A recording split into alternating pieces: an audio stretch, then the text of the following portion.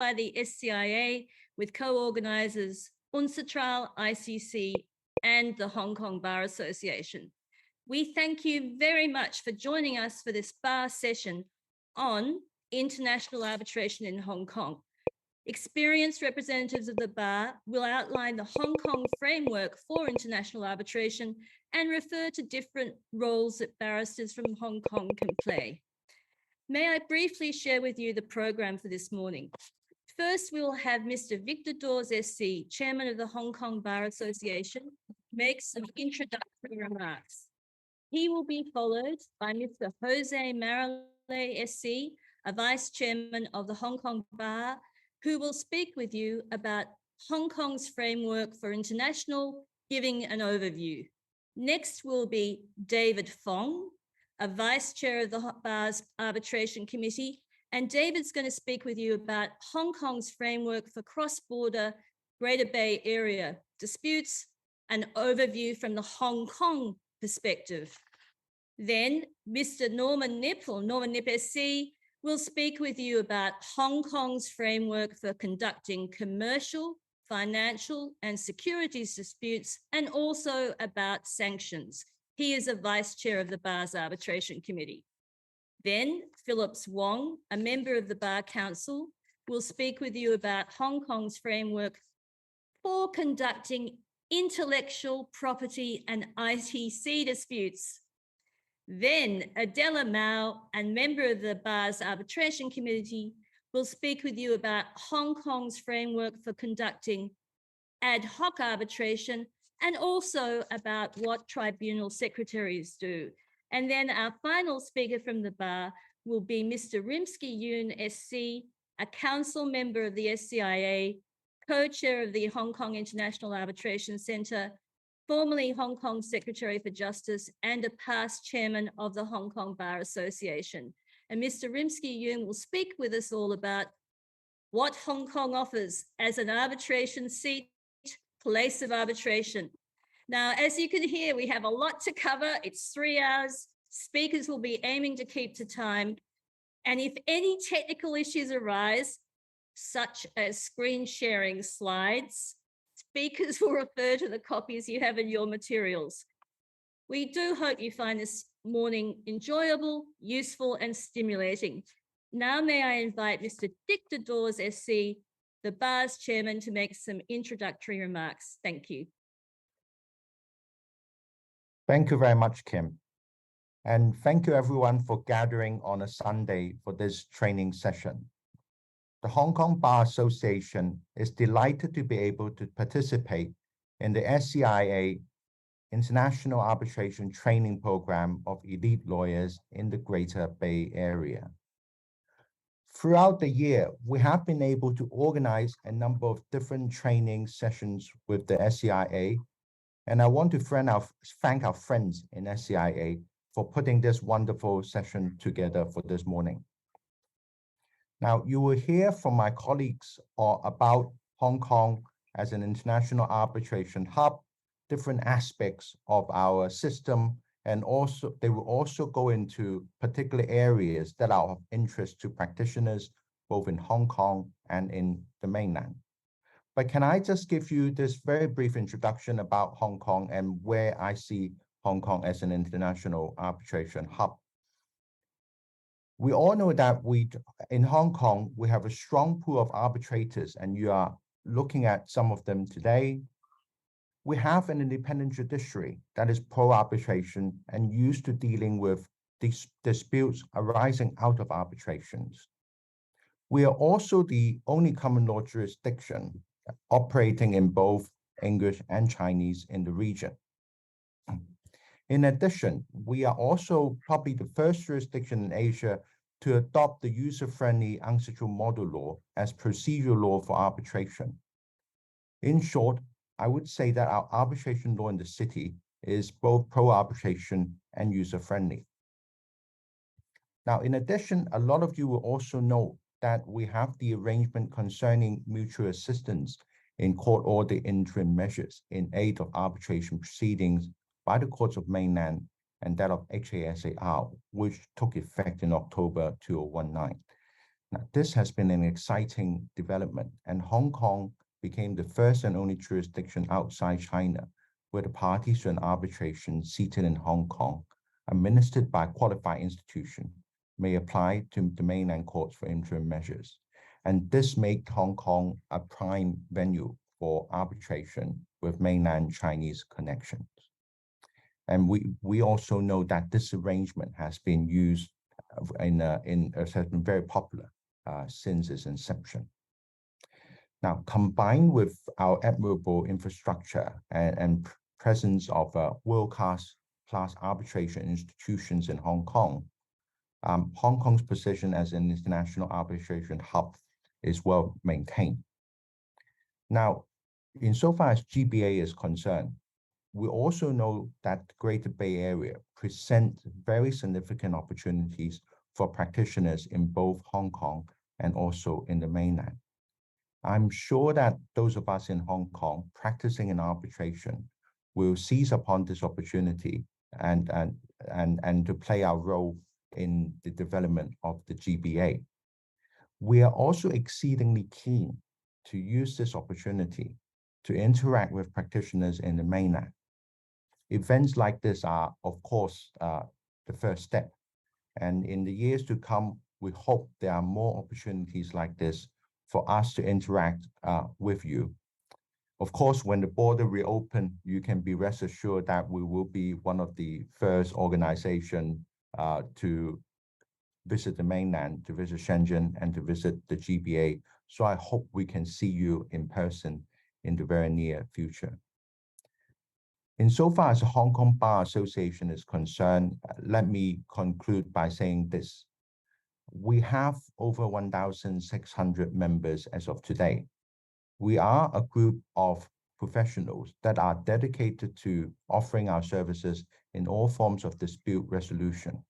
And arbitration and mediation are some of the most popular methods that we have used, and we believe that we do have a role to play in the GBA area going ahead. As you can see from the lineup this morning, we have a strong panel today who will give you an overview on different aspects of our arbitration system and looking towards the past and also looking into the future. So without further ado, I hope you enjoyed the session this morning, and I will pass the floor back to Kim. Thank you very much. Thank you very much, Victor. So now, may I just share with people, some of our panelists will be logging off and returning just before their session, but they all wish to meet you right at the beginning. And so now may I, on behalf of the bar, invite Jose Marale, SC, to speak with us about Hong Kong's framework for international arbitration and overview. Thank you, Jose. Good morning. Thank you, Kim, and thank you for the chairman for his introduction today. As you will see, I'll be dealing with this themed Hong Kong framework for international and cross-border arbitration. Obviously, in the next 22 minutes, there's quite a lot to cover, so it's going to be fairly superficial, but I hope I cover a number of areas which is of interest to you. Now, I've tried to screen share. I hope it's working. It's my first time screen sharing. If I can, okay. Yes. So as the chairman mentioned before, Hong Kong has unique characteristics. It's a common law system operating under one country, two systems. So it's a system which is used by many of China's trading partners, including the UK, the US, Canada, Singapore, Malaysia, and many other jurisdictions. It's one of the two big systems. Hong Kong is supported by an independent and pro-arbitration judiciary, and this is important for the users because ultimately the awards, no matter how good and how quickly and fairly obtained, will have to be tested in two ways. The first way is whether or not somebody will try to set aside or the award, and obviously that is something which the parties will be very concerned that the courts do not overstep their mark and interfere in the process. The other, of course, is when a dispute is referred to arbitration. It's important that the parties know that if somebody were to start court proceedings, that those proceedings would be stayed. And it's this context that very often in the Hong Kong judgment, you'll see that the court refers itself in the judgment as the Hong Kong courts being pro-arbitration. So if you have words like disputes arising and or connecting or arising from the dispute, they'll be giving a fair ambit. The other area, of course, is after you get the award, if you get the award, that these will be enforced. Now, the third point is important, that Hong Kong has a deep pool of legal and expert talent. So this includes, of course, a pool of arbitrators, experienced arbitrators, who often are bicultural, trilingual, and have operated in Hong Kong, and also have had a lot of experience with disputes involving mainland Chinese parties. Because as we know, sometimes it's not just about the words which are used, it's also about understanding the culture and business practices. So what may appear perfectly standard in jurisdiction A may seem odd in jurisdiction B, and vice versa. It's simply about not about what's right, but how things operate in practice. The other experts, including valuation, accounting, and all of these experts, which are important where one is talking about the dispute. Now, the bar, which the chairman referred to, we have 1,600 members, including about 100 senior counsel. The bar in Hong Kong operates largely on the referral basis. So we're not like law firms. We're all self-employed and practice as individuals. And generally speaking, we don't take what it's called direct instructions from client. There are exceptions, of course, which I'll come to in a moment, but largely we are instructed by solicitors. So we do not compete with solicitors, which explains in turn that in disputes, whether arbitration or litigation, in fact, it's the law firms which often approach the barristers to work together. And this, of course, also works very well for arbitration in Hong Kong. Hong Kong, as I think is well known, is a UNCTAD model law jurisdiction with a unitary system which is tailored to it. Section 63 of the Arbitration Ordinance provides that parties in arbitration can be represented by a person of their choice from anywhere in the world. So it's different from instructing or finding a lawyer to represent you in court, because of course, if you are, as is common, I think in almost all jurisdictions, if you want to instruct somebody to represent you in court, that person needs to be licensed and registered in that jurisdiction. The parties can agree to opt into more or less court supervision. That's section 99 of the Arbitration Ordinance, of things like consolidation, preliminary questions of law, and so forth. It's really a matter of choice and autonomy, which is consistent with Hong Kong being pro-arbitration. Hong Kong is signatory to New York Convention, so it's very easy to enforce Hong Kong arbitral awards elsewhere. And it's easier than enforcing judgments and practice in many parts of the world. Ad hoc arbitration, as opposed to institutional arbitration, is permitted. That's section 47, sub 1 of the Arbitration Ordinance. So I've referred earlier on how Hong Kong barristers can be directly instructed. That's paragraph 13(1)(a) of the code. I mean, usually for Hong Kong litigation, the way it works is we are instructed by Hong Kong solicitors. For arbitration, it's more flexible. And very often you'll see that in arbitrations conducted in Hong Kong, you'll see either Hong Kong barristers working with mainland Chinese law firms, or sometimes even with Hong Kong solicitors as well. It depends on what works best for the particular case and the particular client. So Hong Kong barristers are used to working with a team of lawyers because that's always how we've worked. We've always worked as a referral profession. Third-party funding of arbitration has been permitted for some time now. That's part 10A of the Hong Kong Arbitration Ordinance. And the rules on championship and maintenance, which are common law rules that normally, if you're a litigant, you're not to basically take money from somebody else and then give him or share with him the proceeds. Those don't apply for arbitration in a general sense. There's now a code of practice, which has been promulgated by the Hong Kong government, which gives some guidance. We're also very exciting. You can see on the top right bullet point, that by the end of 2022, or the 16th of December, Cap 609D, which is the outcome related fee agreement, will come into operation, and clients and lawyers will be able to enter into conditional fee agreements, damages-based agreements, or hybrid damages-based agreement. And the Hong Kong Bar Association will shortly push for amendments for our code to make this possible. Now, you also see there are numerous arbitration institutions located in Hong Kong, including SCIA, of course, ICC, CTAC, EBRAM, and the Hong Kong International Arbitration Center.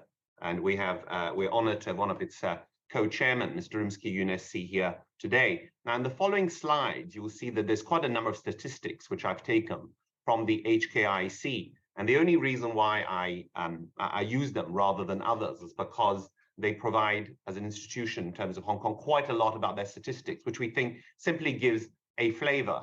And I believe that for the other institutions, a lot of the statistics, broadly speaking, are probably likely to be similar. Now, this, as I say, is for illustration purposes, HKIC statistics. You'll see our top 10 users are Hong Kong SAR, the mainland of China, the BVI, Cayman Islands, and then you have USA, Singapore, South Korea, UK, Japan, and the Seychelles. Now, of course, for the British Virgin Islands and the Cayman Islands, both offshore jurisdictions, I think it's no secret to anyone, as in fact one can see from the judgments delivered in the commercial courts of the Cayman Islands and the British Virgin Islands, that a lot of these disputes, actually, the economic interest is often in mainland China. So it's quite common, even for companies listed in Hong Kong, to use one of those offshore jurisdictions to incorporate. So I think what this tells you and really illustrates is that a lot of disputes involving mainland Chinese businesses are being dealt with in Hong Kong. And so even when we talk about international in Hong Kong, what we really mean is non-domestic. So if you have effectively a company whose operations are in Sichuan, litigating against one which is in Shanghai, but if they are incorporated or the holding company is in BVI or Cayman or Hong Kong, then in these statistics, you'll see it appears at 1, 3, or 4. So my suspicion is if one looked at really the economic substance rather than the place of incorporation, you'll see a large share of disputes which involve mainland Chinese parties being arbitrated in Hong Kong. The next statistics, again, perhaps 81.6% you'll see are what I refer to the non-domestic cases. The amount in dispute just for HKIC alone, excluding the others, and I'm sure it will be much higher if we include all the others, is over $7 billion US dollars. In terms of the languages, and I think that's one indicator, you can see that over 20% now are dealt with in either Chinese or Chinese and English. And if the Hong Kong experiment or the Hong Kong experience is anything to go by, it's likely that in the years to come, where if the law, and you'll see that the most commonly chosen governing law is Hong Kong law, then English law, then PRC law, that it's possible that these hybrid language hearings, where the evidence is, for example, taken in Chinese, but the submissions are made in English because the law is in English, will become more popular. This is certainly the experience we've had in Hong Kong. Seat of arbitration, Hong Kong most commonly chosen seat.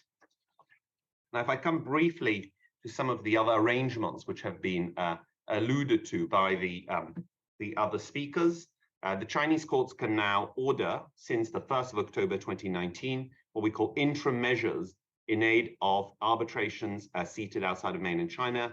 That will be in Hong Kong only, so it applies to a number of institutions. Parties to Hong Kong arbitration administered by qualified institutions can do so.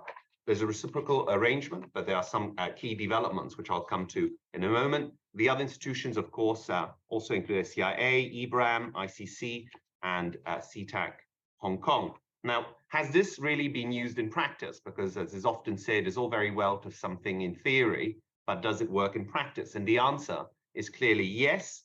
Now, you will see these are some of the locations where the applications have been made. So the three main forms of interim relief that I understand are asset, obviously. It's what I think they call 资产保全. There's also the question of evidence, because you don't want the evidence to go away or be destroyed. And finally, against conduct, which generally we would refer to as sort of restraining injunctions in this jurisdiction. But you can see from the map that really the whole of the coast, and even further on, if we look at Kunming, are included. And I think this demonstrates the relevance of Hong Kong as an arbitral seat for GBA-related disputes.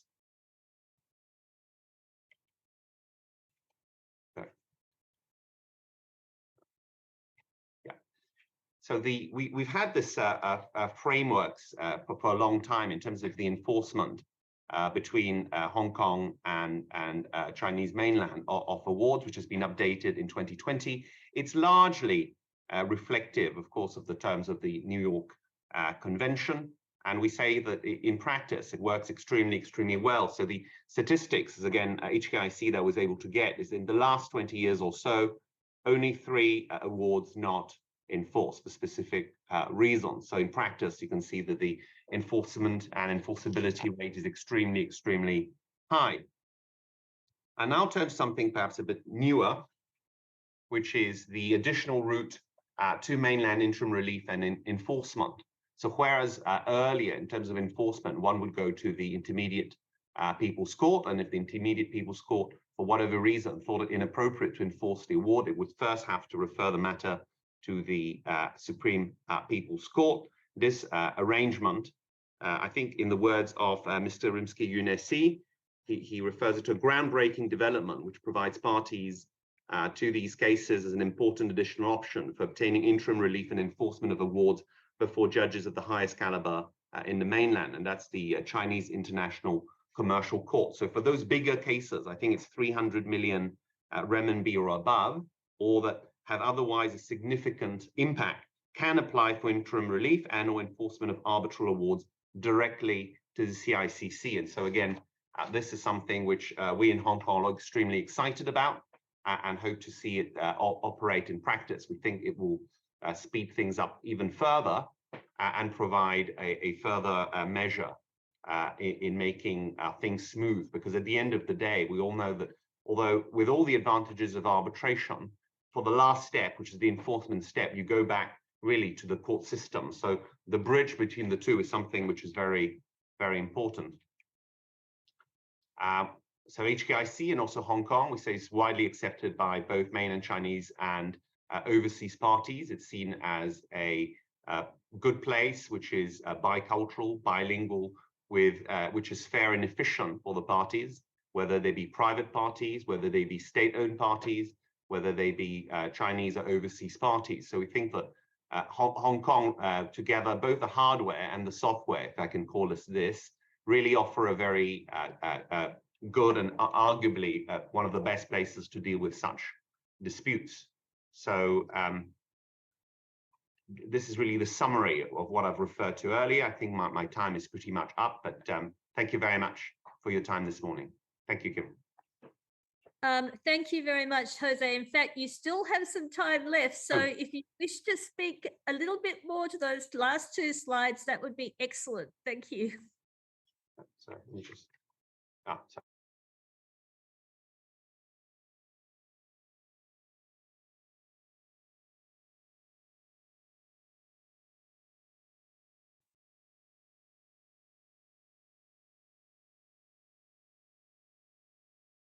I can't hear you. Are you on? I think you might be on mute, Jose.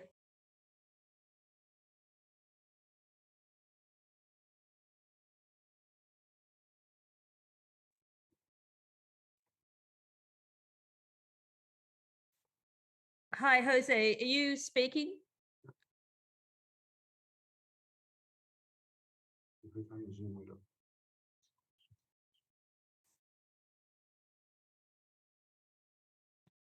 Joseph, can you hear Jose? Is it working? Sorry, can you hear me again? Sorry, there was a little. Yes. No, I can hear you. Thank you. Sorry about that. So I was saying that if we look at these 5 bubbles, I think this shows that in terms of both attracting the disputes and also dealing with them, that Hong Kong has the track record. We have, I think, the largest caseload in terms of such disputes because of the convenience and also the hardware and software of Hong Kong. The record of enforcement is important because ultimately this is what parties who get into disputes will be looking to. We have the cultural and the bilingual capability, which I've referred to, which is reflected in the numbers. And also we have this incredible upside, which is the enforcement of the interim measures, because previously, of course, it's all very well to say in 2 or 3 years or 18 months when your arbitration will be concluded that you will have an enforcement you can enforce your award. But by then, of course, a lot of things may have gone. And previously, of course, as I've said, what was perceived to be the biggest drawback of arbitration, which is in terms of both final enforcement and interim enforcement, I think all of that really has gone by way of the ease of enforcement of awards, the final awards, and also the interim measures, which help both in terms of the evidence, the conduct, but also at the end of the day, the assets, because as we all know, that's what the litigants are looking forward to, is to convert the award into fruits of a judgment or an award. And these interim measures, which has been used, I think in the earlier slide, I might have skipped it, but the amount so far is that I think the court have ordered over freezing orders over 14 billion renminbi in the 83 applications that we've looked at so far that I was able to look at. So it's really become something very popular and effective, because of course, if you want to know whether something really works in practice, look at whether people still keep doing it. And we know by the popular of its use that looking backward, it is working, and it is something which the parties believe. So I think with this in mind, I think I've concluded my part of the presentation. Thank you very much. Thank you very much, Jose. So Jose has spoken with us about Hong Kong's framework for international arbitration or non-domestic arbitration in a general way. Now may we invite David Fong to speak with us about Hong Kong's framework for cross-border Greater Bay Area disputes, and he's going to give an overview from the Hong Kong perspective. Thank you very much, David.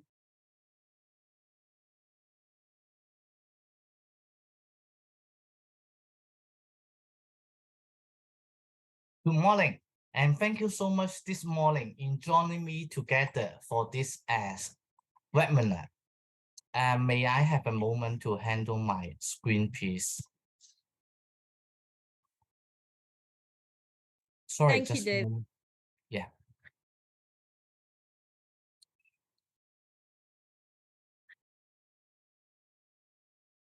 Yes, thank you so much for joining my session this morning. I would like to start my webinar with one quote from the Art of War. If you know the enemy and know yourself, need not fear the result of 100 battles. Of course, the various cities in the Greater Bay Area are not enemies. We are brethren, and we are brethren jurisdiction. However, this code has certain truth in considering cross-border arbitration. This is the agenda today.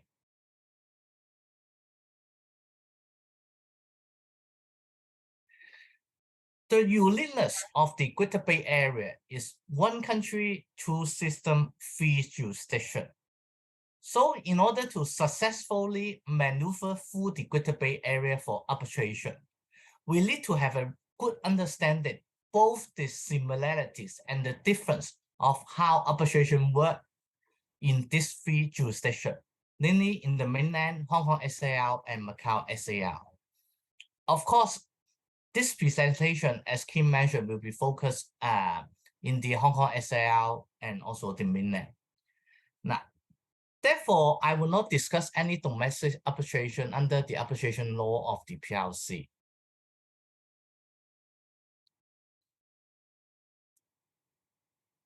Like in the mainland, let's look into the legislative framework.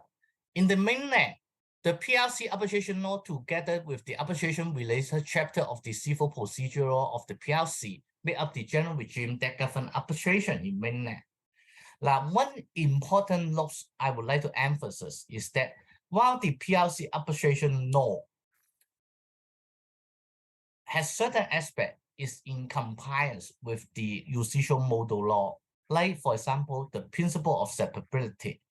Itself is not a model law jurisdiction, and it has some certain unique arrangement that is different from model law, which I will cover in later part of this webinar, in particular in relation to arbitration agreement.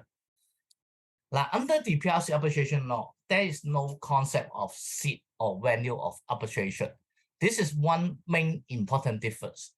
Of course, I understand the exposure draft issued by the Ministry of Justice last year have modernized the PRC arbitration law and including to bring in the concept of the seat of arbitration into the arbitration regime in the mainland. However, this law, the new law is yet to be enacted by the NPC. Now, both Hong Kong and Macau are model law jurisdiction. In 2011, Hong Kong adopted the Judicial Model Law 2006 version. And for Macau, recently, they also adopted Model Law 2006 version. So this is the difference. Certain concepts, as I mentioned, work in PRC may not work in the Hong Kong SAR or Macau SAR, and vice versa. Certain concepts that work in Hong Kong SAR and Macau SAR does not work in the PRC. So we need to know the difference. I will cover one important aspect later. But let's look into the legislation framework from other perspective. Any arbitration cannot exist, one, without the arbitration agreement. Second, cannot exist without the help and the supervision of the supervisory court. In the mainland, I understand the supervisory court would be the intermediate people's court in the respective GBA cities. In Hong Kong, this is the court of the first instance of the High Court. In Macau, it's a little bit different. If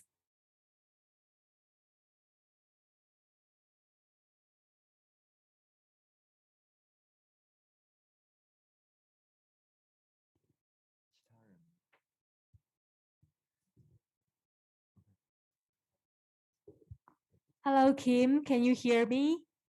I'm sorry. Yes, I can hear you. Yes, I but think there can't is hear a David. technical problem here. Yes, we Yeah, can hear David, and his screen is frozen.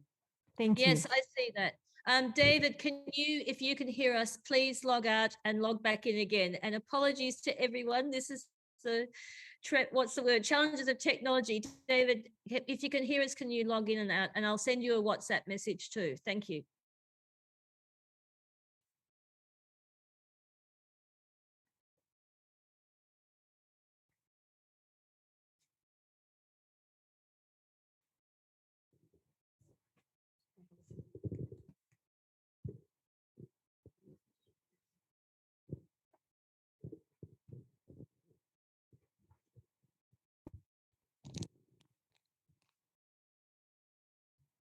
So I can see David's gone, so I'm sure that he's trying to log in again. And once again, we're sorry about this. We'll be sorting it out right now. Thank you.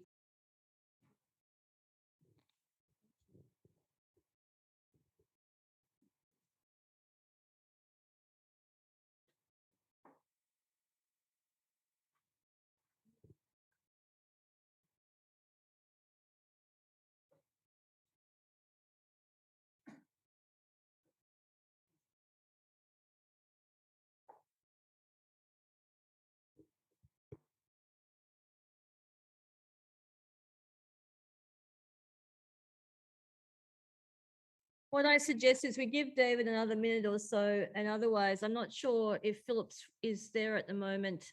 Phillips, you're there, right? Yep. So if David takes a little bit longer to log in, may we ask you to start, but let's see if David can log in the next minute or so. Thank you. Thank you for being there.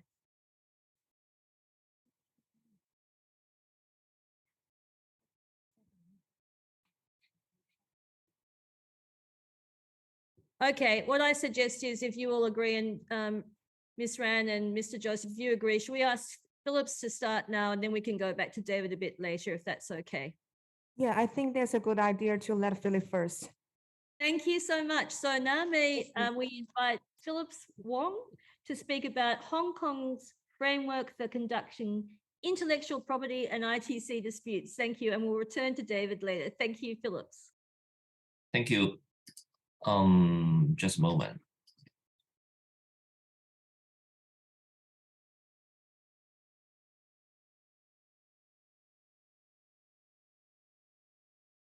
Yes, can you see the screen now? I think I have shared the screen. Hi, thanks, Kim. Ladies and gentlemen, it's my pleasure to be here to share with you the development and my experience in the arbitration relating to IPR, intellectual property rights.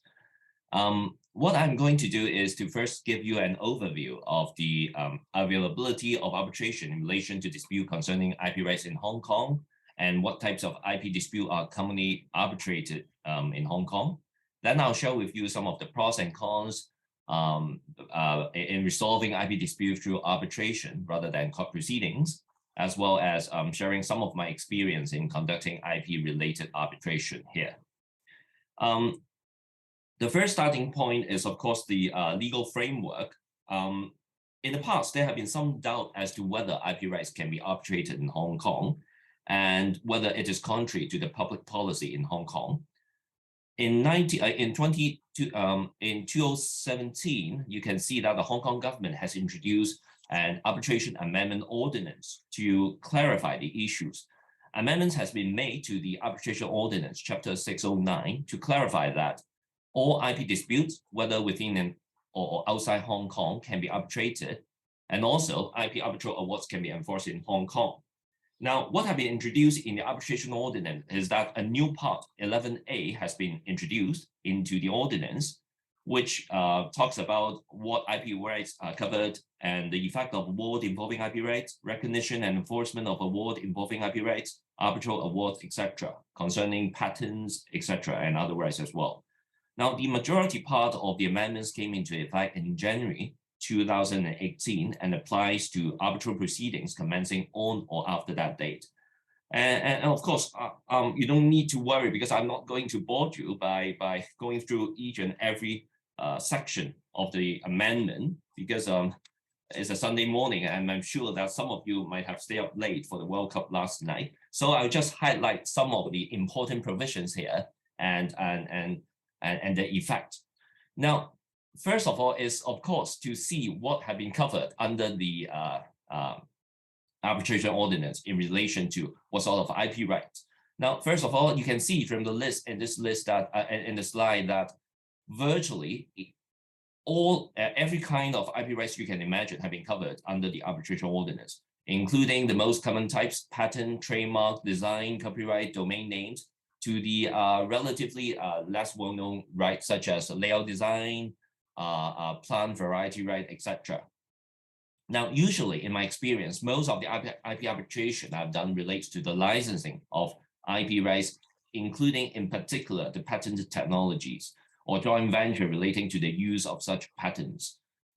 We all know that, for example, there are many companies around the world which are in the business of licensing IP rights.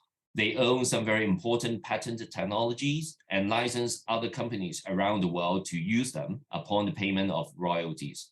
It may be related to the production of chips, LCD panels, medicine, smartphones, whatever you can imagine.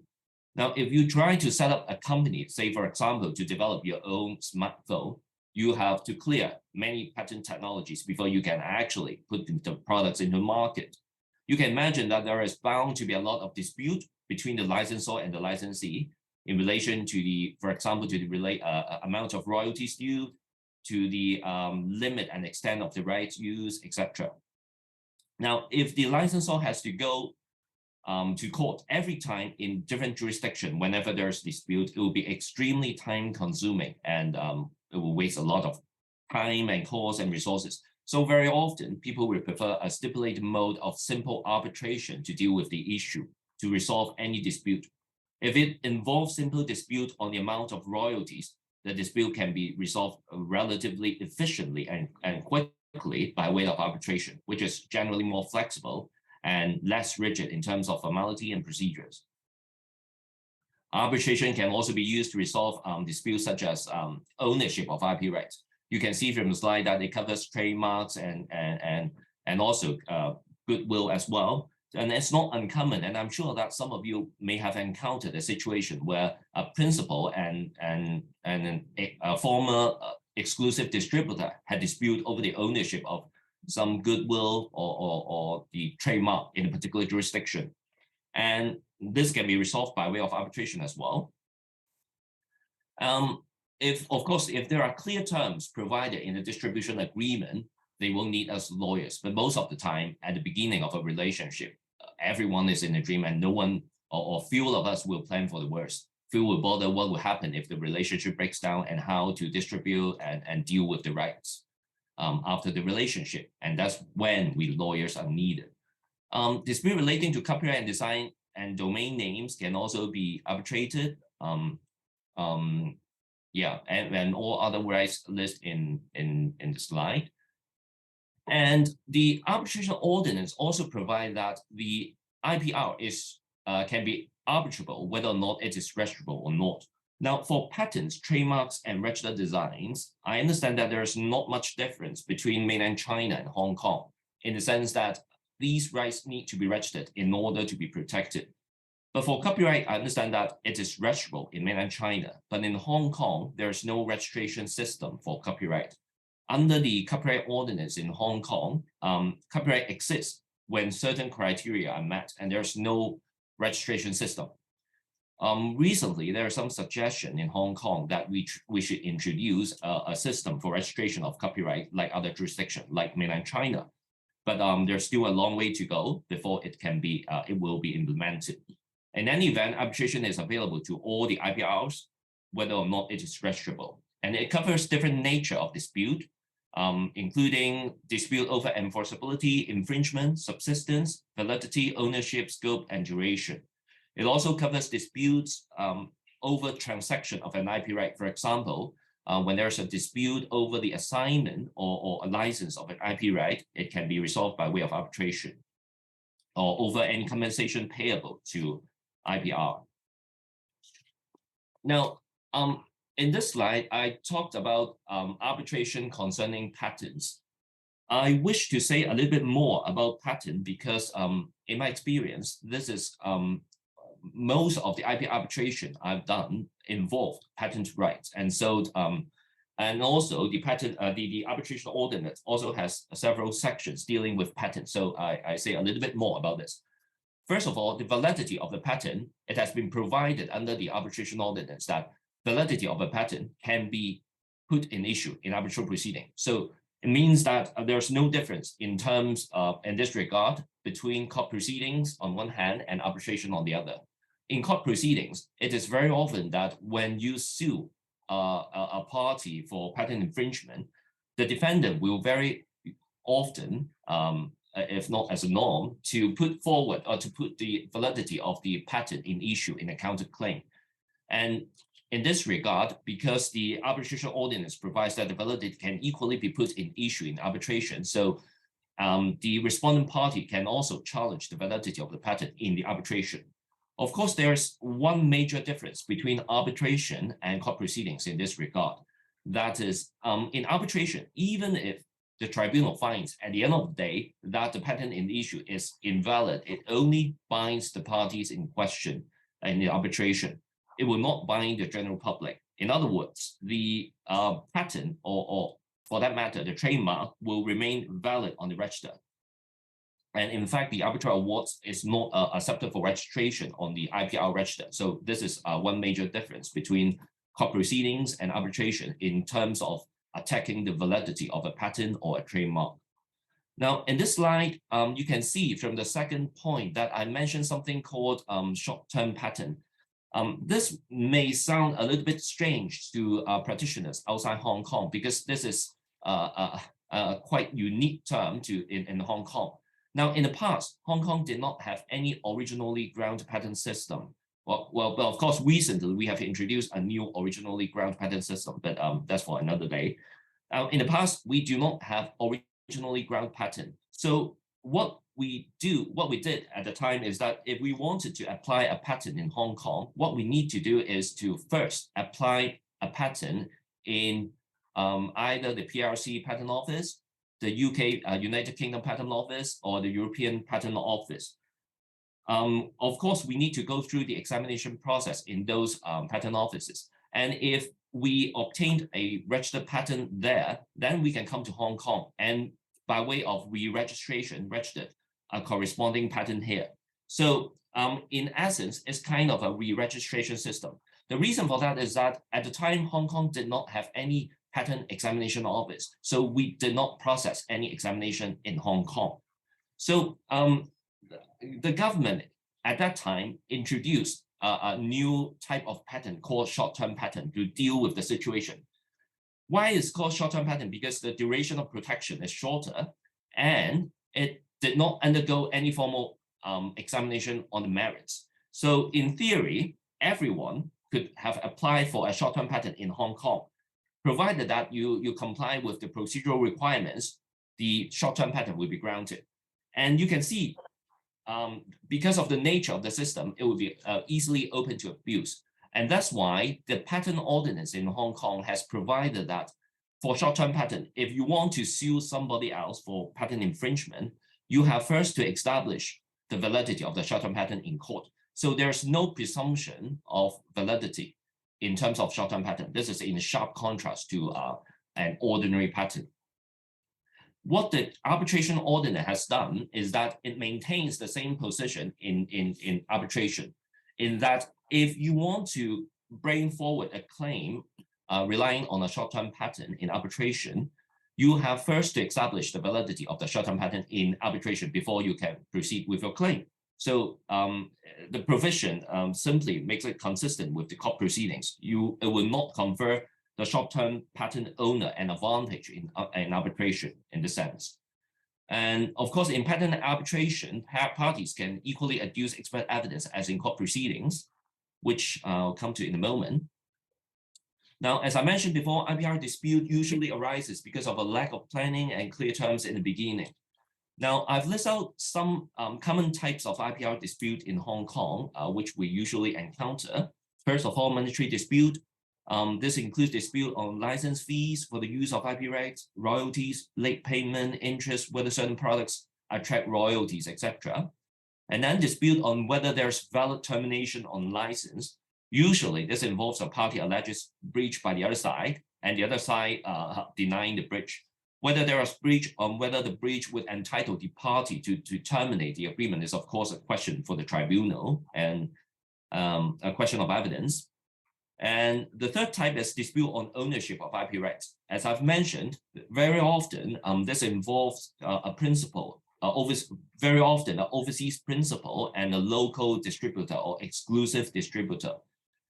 Usually, after several years of honeymoon, the relationship might turn sour, and then the relationship broke down, and the parties will start fighting on the ownership of the IPR, be it goodwill or the trademarks.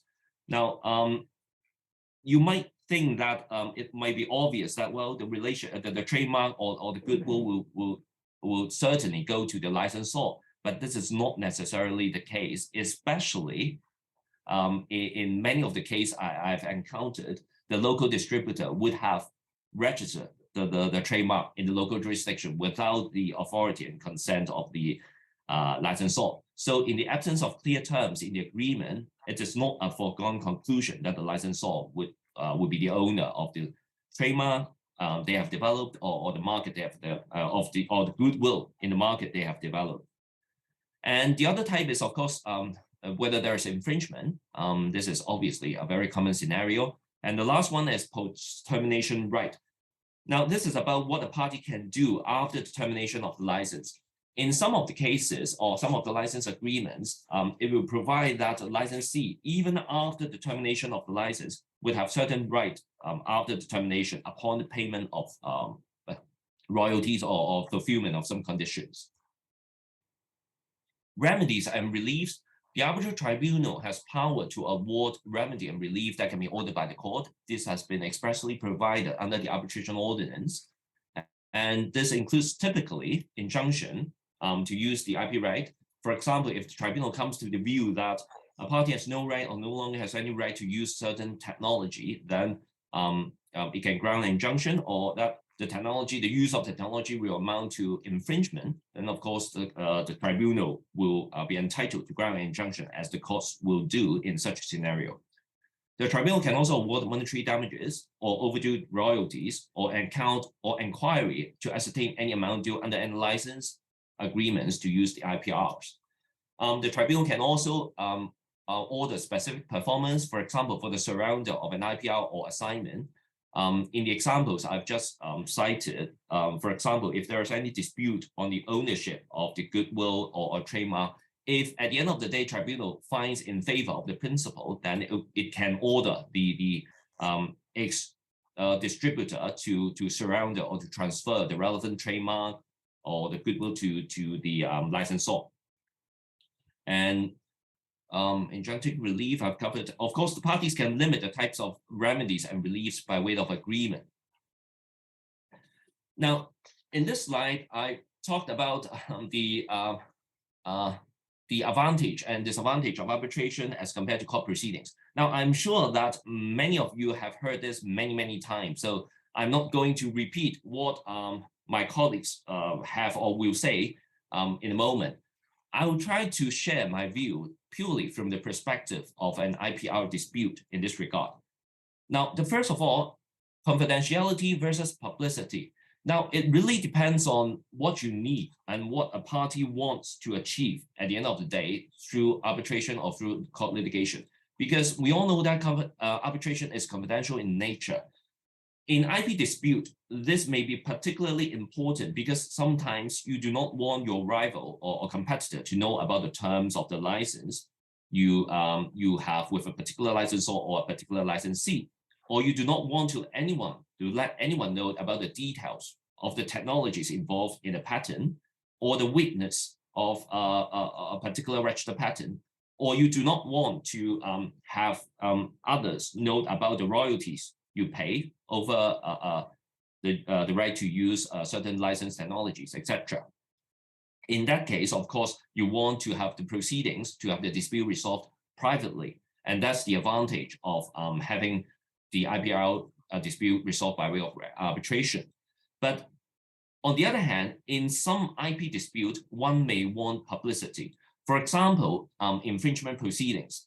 Say, for instance, if you are the IP owner of particular design, you have come up with a very innovative and very successful design, and you own the relevant copyright in question, and you discover that people start copying your design in the market. And obviously, you want to sue each and every one of them, but that will involve a lot of cost, a lot of time, a lot of resources. So what you want to do is to just sue one of them as a deterrent effect for deterrent effect. You may want publicity. You may want the rest of the world, the rest of the market know that you are the right, you are the IP right owner, and you are suing anyone who attempts to infringe, attempts to copy the design. So you may also want to publish the injunction order for that effect. So in this sense, court litigation might have an advantage over arbitration. So it really depends on your own need. The second point is about single proceedings under the law agreed by parties. Now, IP rights are territorial in nature, and dispute between two parties may involve different IP rights in different jurisdictions. Through arbitration, parties can agree to the law applicable and resolve all the IP right dispute in one go in one arbitration. That's obviously one of the great advantages of having arbitration. Now, the third point is of particular importance, in my view, in terms of IPR dispute, because it's about the choice of arbitrators. Now, in Hong Kong, in the context of Hong Kong, in our Hong Kong courts, we have specialized IP judges. However, being IP judge does not mean that the judge has expertise in all the technologies involved. Of course, IP judges are familiar with IP laws and the nature of the IP dispute, but we cannot expect all the IP judges to be familiar with all different kinds of technologies involved. For example, if the dispute involves patent in the genetic field, we might want to have a panel consisting of at least an expert in that field. This is a great advantage in the arbitration, because you can appoint your own expert with the required expertise in that regard. Finally, is the appeal options. Now, some people view this as an advantage and some do not. So it depends on the view, and I don't think I need to say anything more on this. Now, there are some other consideration one might want to take into account before deciding whether to go for arbitration or court proceedings to resolve the IPR dispute. I've set out in this slide some examples. First, flexibility of procedures. Now, my colleagues will talk about this, I'm sure, so I won't labor too much on this point. In terms of IPR dispute, I find it quite important that we should have flexibility in some of the procedures. Sometimes, especially when some complicated technologies are involved in patent dispute, the tribunal may make some special arrangement for the parties expert to attend a briefing, to do some experiments for the benefit of the tribunal and try to limit some of the technical issues. The court nowadays also adopt a more flexible approach in this regard, but in terms of procedural flexibility, the tribunal still generally has much more leeway than the court. In terms of interlocutory applications, nowadays in arbitration, a party can make all sorts of interlocutory applications, just as we do in court, relating to discovery, striking out, all kinds of interim measures, etc. So they are more or less the same. But of course, the procedures are less rigid in arbitration, and you do not have the right to appeal. So in that sense, you will not fear that, well, any interlocutory applications might further delay the proceedings. In terms of expert evidence, they are available in both arbitration and in court proceedings. In arbitration, which often involves foreign law, we'll have expert evidence on foreign law. And in IPR dispute, very often you will have technical experts to deal with any sort of technical issues as well. You might also have quantum expert, what we call quantum expert, to deal with the issue of quantum, for example, to ascertain the value of a brand and the use of some non-licensed technologies. The last point on this slide is about the arbitral award not registrable. I've already covered that point. This is something which one should bear in mind, because even at the end of the day, if the tribunal finds in favor of the what I call licensor in this regard, that the patent or not necessarily the licensor. If at the end of the day, the tribunal finds that the subject patent or the registered trademark is invalid, it will only bind the party. It will not bind the court, and it will not bind the IPR registrar. So in the future, the court might come to a different conclusion. And even with the finding of the tribunal, the subject patent and the subject trademark will still remain valid on the register. So this is something which one needs to bear in mind when deciding to attack the validity of a patent or trademark in issue. It will only affect the parties in question and their successors. And now in this slide, I try to share with you some of the procedural arrangement in arbitration concerning IPR rights. Now, most of the IP arbitrations I've done involve the licensing of some patented technologies, one of which also involved patent infringement arising out of a settlement agreement. In one of the cases, it involved several US patents, and the tribunal had to determine the validity of the patent, and there are a lot of prior art cited. The tribunal also had to ascertain whether there have been infringement if the patents are found to be valid. The arbitration took place in Hong Kong, and the legal team consists of Hong Kong lawyers, both solicitors and barristers, PRC lawyers, and US patent attorney. Because very often, and in that case as well, one party is a mainland entity and the other party is an overseas company. And we have expert evidence on, we have experts on US laws, we have technical experts because there are a lot of prior arts involved. And we also have an expert on the examination process in the US Patent Office in that case, because there were some issues concerning the patentability of the invention. The arbitrators were from Hong Kong, and at least two of them with ample IP experience. Despite the complexity of the case and the amount of prior arts involved, the dispute was able to be resolved quite efficiently and quite quickly within a relatively short period of time. There was a joint section whereby the parties' technical experts both appeared before the tribunal, and the tribunal directly asked them questions, and the experts will also be provided an opportunity to respond to the other side's experts' answer to the tribunal instantly. So it's a very much there was very much interaction between the parties' experts and the tribunal on the spot. This is not a formal procedure, but done in a formal and a very efficient way, I would say. The tribunal can directly ask the questions they have in mind without worrying too much whether they have intervened in the examination process, like in court proceedings. The tribunal also managed in that case to narrow down the issues on the foreign law so that in the end, we do not even need to call the foreign law experts. There were also many interlocutory applications made in that case, especially in relation to discovery, but all these applications were resolved quite quickly and efficiently because there is no way to appeal, unlike court proceedings where it would take months to resolve just one of the interlocutory application, and there might still be appeal which will further delay proceedings. And I recall that in that case, there was still another application for anti-suit injunction because one of the parties had commenced parallel proceedings in mainland China. And the application was heard by one of the three arbitrators in order to speed up the process as agreed by the parties. And the application was heard and decided in a very, very efficient way and within a very short period of time. Now, all these are very important because IPR is very often time sensitive in the sense that time is of the essence.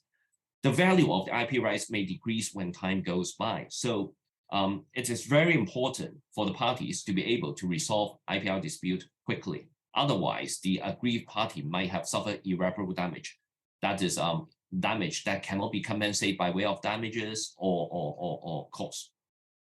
In this regard, arbitration has significant advantage over court proceedings because generally speaking, court proceedings will last quite a long time before coming to a conclusion. We also have to bear in mind the possible appeal thereafter. Now, in the following two slides, I'll quickly go through some of the advantage of having IPR arbitration conducted in Hong Kong. As Jose has just mentioned, one of the top 3 most preferred seats in Hong Kong in the world. Hong Kong is one of them. And Hong Kong is relatively neutral, and this is convenient to both overseas and mainland entities.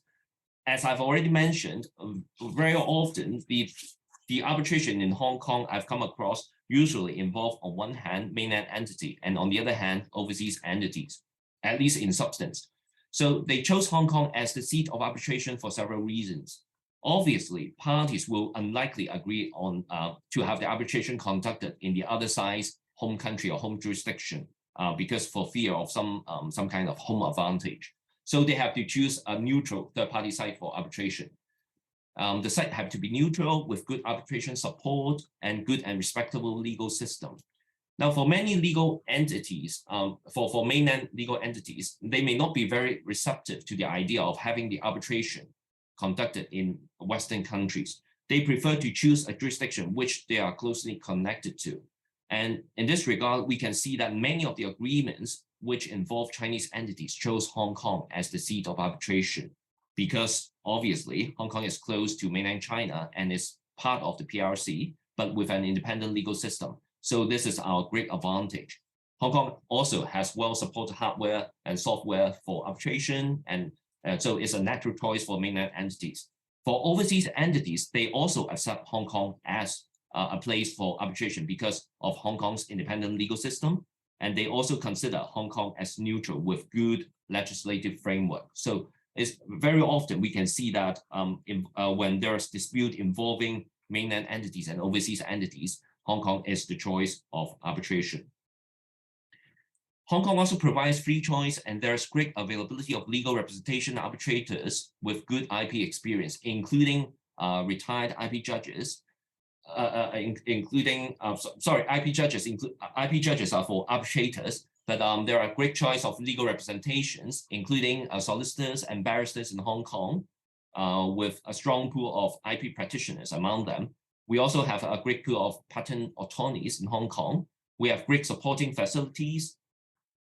And choice of arbitrators, I've mentioned, we have a great choice of IP practitioners as well as retired IP judges.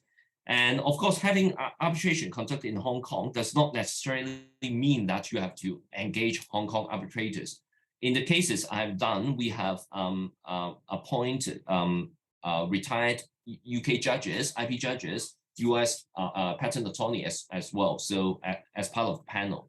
So nowadays hearing can be conducted by a video link, so it doesn't really matter where you find your arbitrators.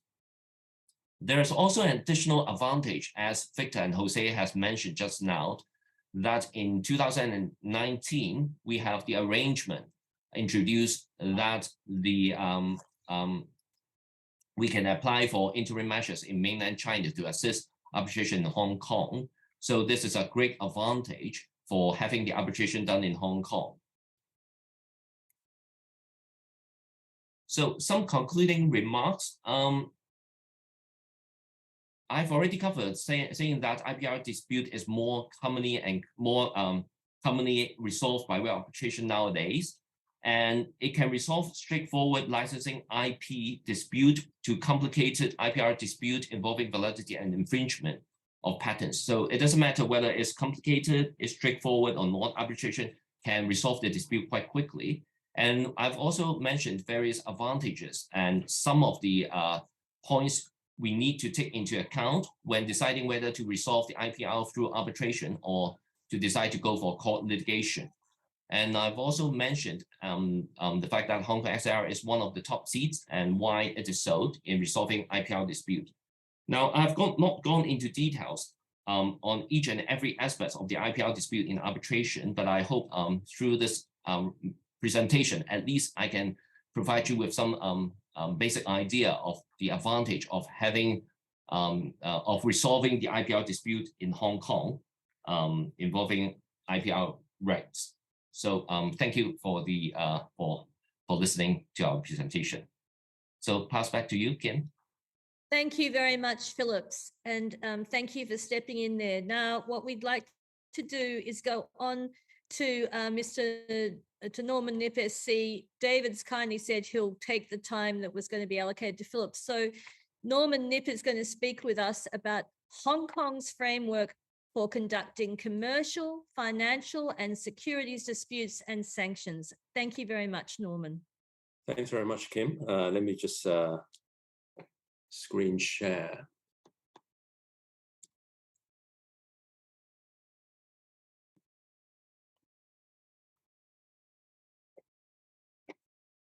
Right. It's great to be here, and thank you for the opportunity of speaking to you all. I'm going to divide my talk into three parts. First, I'm going to give a bit of an introduction as to the common disputes, common commercial, securities, and financial disputes that you often see in Hong Kong. And I'm going to talk a little bit about both the disputes in the court systems as well as in the arbitral context. So that's the first part of my talk.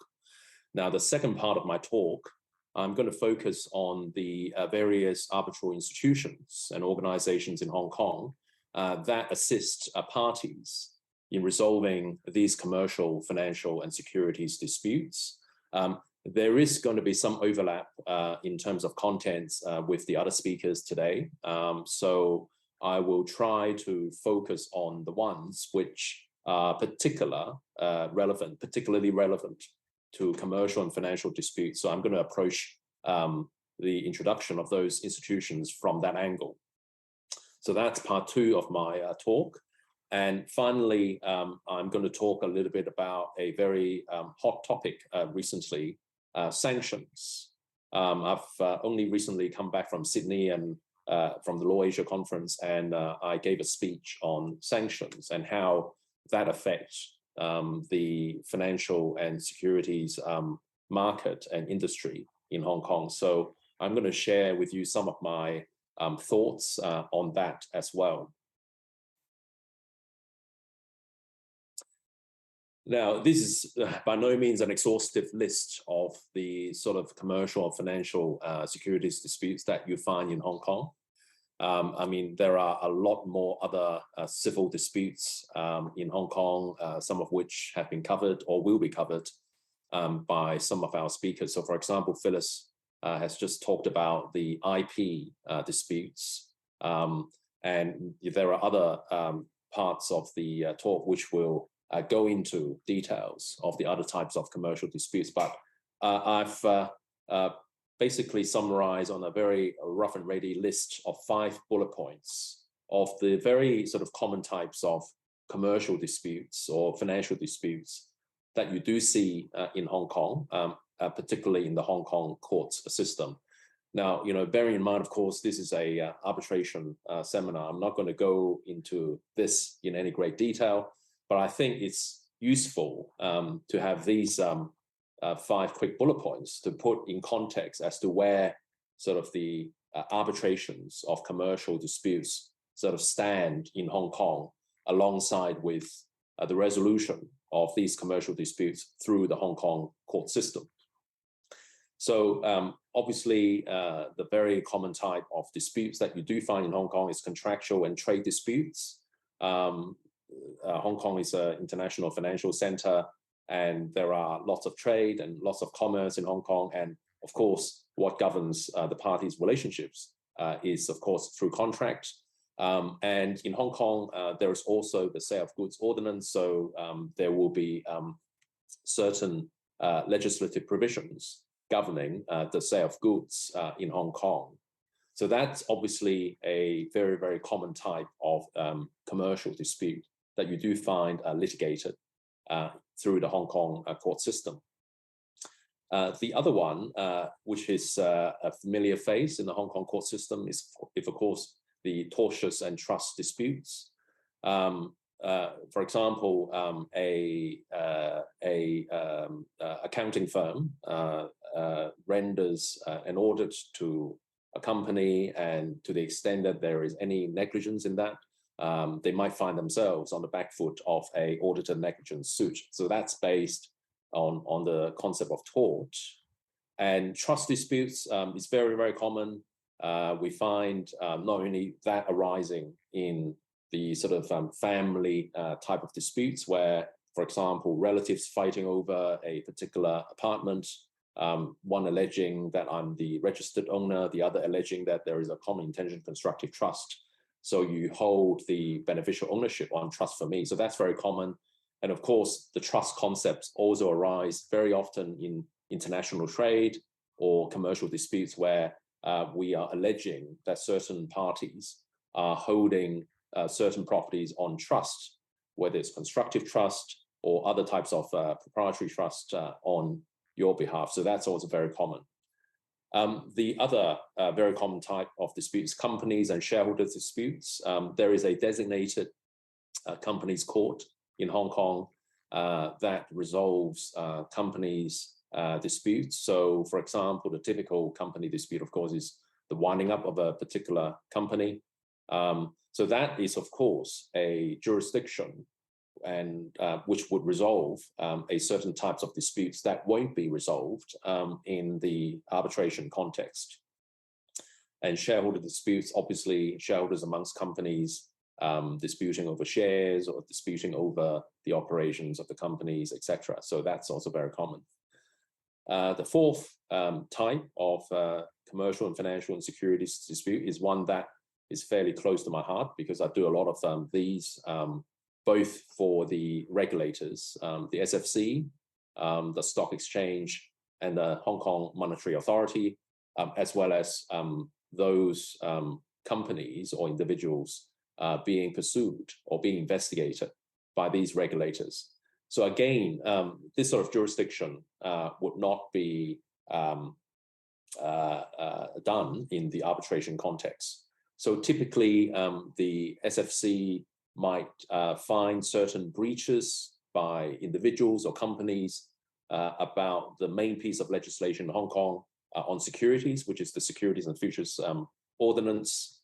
And so the regulator might take action against those companies and individuals for breaches under the SFO, for example, insider dealing, market manipulation, or the affairs of a company being conducted in a fairly prejudicial context. And of course, the Monetary Authority and the Stock Exchange, because they are the regulators when it comes to banks and listed companies, respectively. So they might institute disciplinary actions against those entities as well. So again, that's very common. Finally, white-collar crime. We have recently a lot of internet fraud cases where the fraudster would impersonate the CEO and instruct the CFO to transfer a lot of money And that, of course, it's also a very hot topic of litigation in Hong Kong. Now, of course, having that in context, there is, of course, an increasing number of commercial related disputes resolved by arbitrations. Jose has already gone through some of the statistics by the HKIAC. I'm not going to repeat that in any great detail, but you can see from this slide that if you look at the common types of disputes handled by HKIAC in 2021, 24%, about 24% relates to international trade and sale of goods. And then about 20% or 19.5% relates to corporate matters. And of course, on the fourth small bullet point, banking and financial services, 16.2%, and another 5.8% relates to professional services. So we can see that a lot of the cases which have come through the door of HKIAC relate to commercial, financial, securities disputes. And as a barrister in Hong Kong, we do notice, compared to maybe about 20 years ago when I first started practicing, back then as a solicitor, there are perhaps less, if I may say so, sort of big ticket, sort of commercial litigation in courts. When you go through the court list every day, a lot of them have gone into arbitration because of the advantages provided by litigating through arbitration, confidentiality, the choice of arbitrators who are in the know of the topic, etc. So definitely from what we have seen in Hong Kong, arbitration is a very popular and increasingly popular way of resolving commercial disputes in Hong Kong. I'm going to move on to the next section dealing with the typical arbitral organizations in Hong Kong that resolve commercial disputes. Now, there are more distinguished speakers who speak on the HKIAC, so I'm not going to go through this slide in any great detail. But can I just say that HKIAC acts as an appointing authority under the Hong Kong Arbitration Ordinance. So if the parties can't agree on, for example, the number of arbitrators or the appointment of a particular arbitrator, then the HKIAC acts as the appointing authority. The HKIAC also adopts a light touch approach, so it doesn't scrutinize awards, unlike maybe some other arbitral institutions. So that would help avoid delay and costs arising as a result of the scrutiny process. And of course, the HKIAC provides services in relation to mediation, adjudication, and domain name cases as well. The second institution that I'm going to talk about is the Financial Dispute Resolution Center. Now, that was opened in mid-2012, and everyone, or many of you, would remember, of course, the Lehman mini bonds incident in 2008, really arising from, and that really triggered the financial tsunami, as we called it, back in 2008.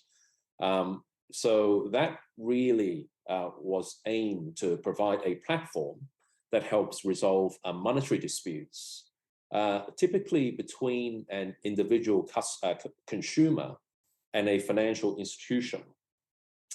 Now, of course, the aim of the setting up of this FDRC is to provide a speedy, affordable, and independent and impartial manner of resolving these consumer financial disputes. So there are certain criteria before you can qualify for resolution by the FDRC. So it can only resolve monetary claims. So for example, you can't ask the FDRC for an injunction, for example, arising out of a financial dispute. So it only relates to really disputes about monetary claims. And there is a cap on the maximum claimable amount of disputes under the FDRC, and that's Hong Kong $1 million. So it's not all disputes that will qualify for resolution by the FDRC. Now, of course, because it's aimed at a affordable and speedy method of resolution, there is a two-tier financial dispute system in place at the FDRC. So what they do is try to mediate first, and then it's only failing upon mediation successfully that they go arbitration. And as we have seen the figures in 2021, there have been a lot of inquiries, and a lot of them, approximately 55%, were related to complaints about financial products and services. And also, just to rounding off, arbitration rules. There are certain arbitration rules that apply to FDRC, and they derive a lot of the powers, or they make references to the arbitration ordinance and the relevant procedures there to give them support in terms of the arbitration services. EBRAM, there is, again, is going to be covered by some other speakers today, so I'm not going to spend too much time on it, but it's an important part of our system here. EBRAM stands for Electronic Business Related Arbitration and Mediation. And there is a particular scheme called the COVID-19 Online Dispute Resolution Scheme that basically aims to resolve disputes completely online that are worth no more than $500,000. So that's obviously an attractive and cost-effective way, an alternative to the traditional method of dispute resolution. This is, I think, where this particular online dispute resolution scheme aims to plug in terms of the gaps in the dispute resolution, the traditional dispute resolution systems in Hong Kong.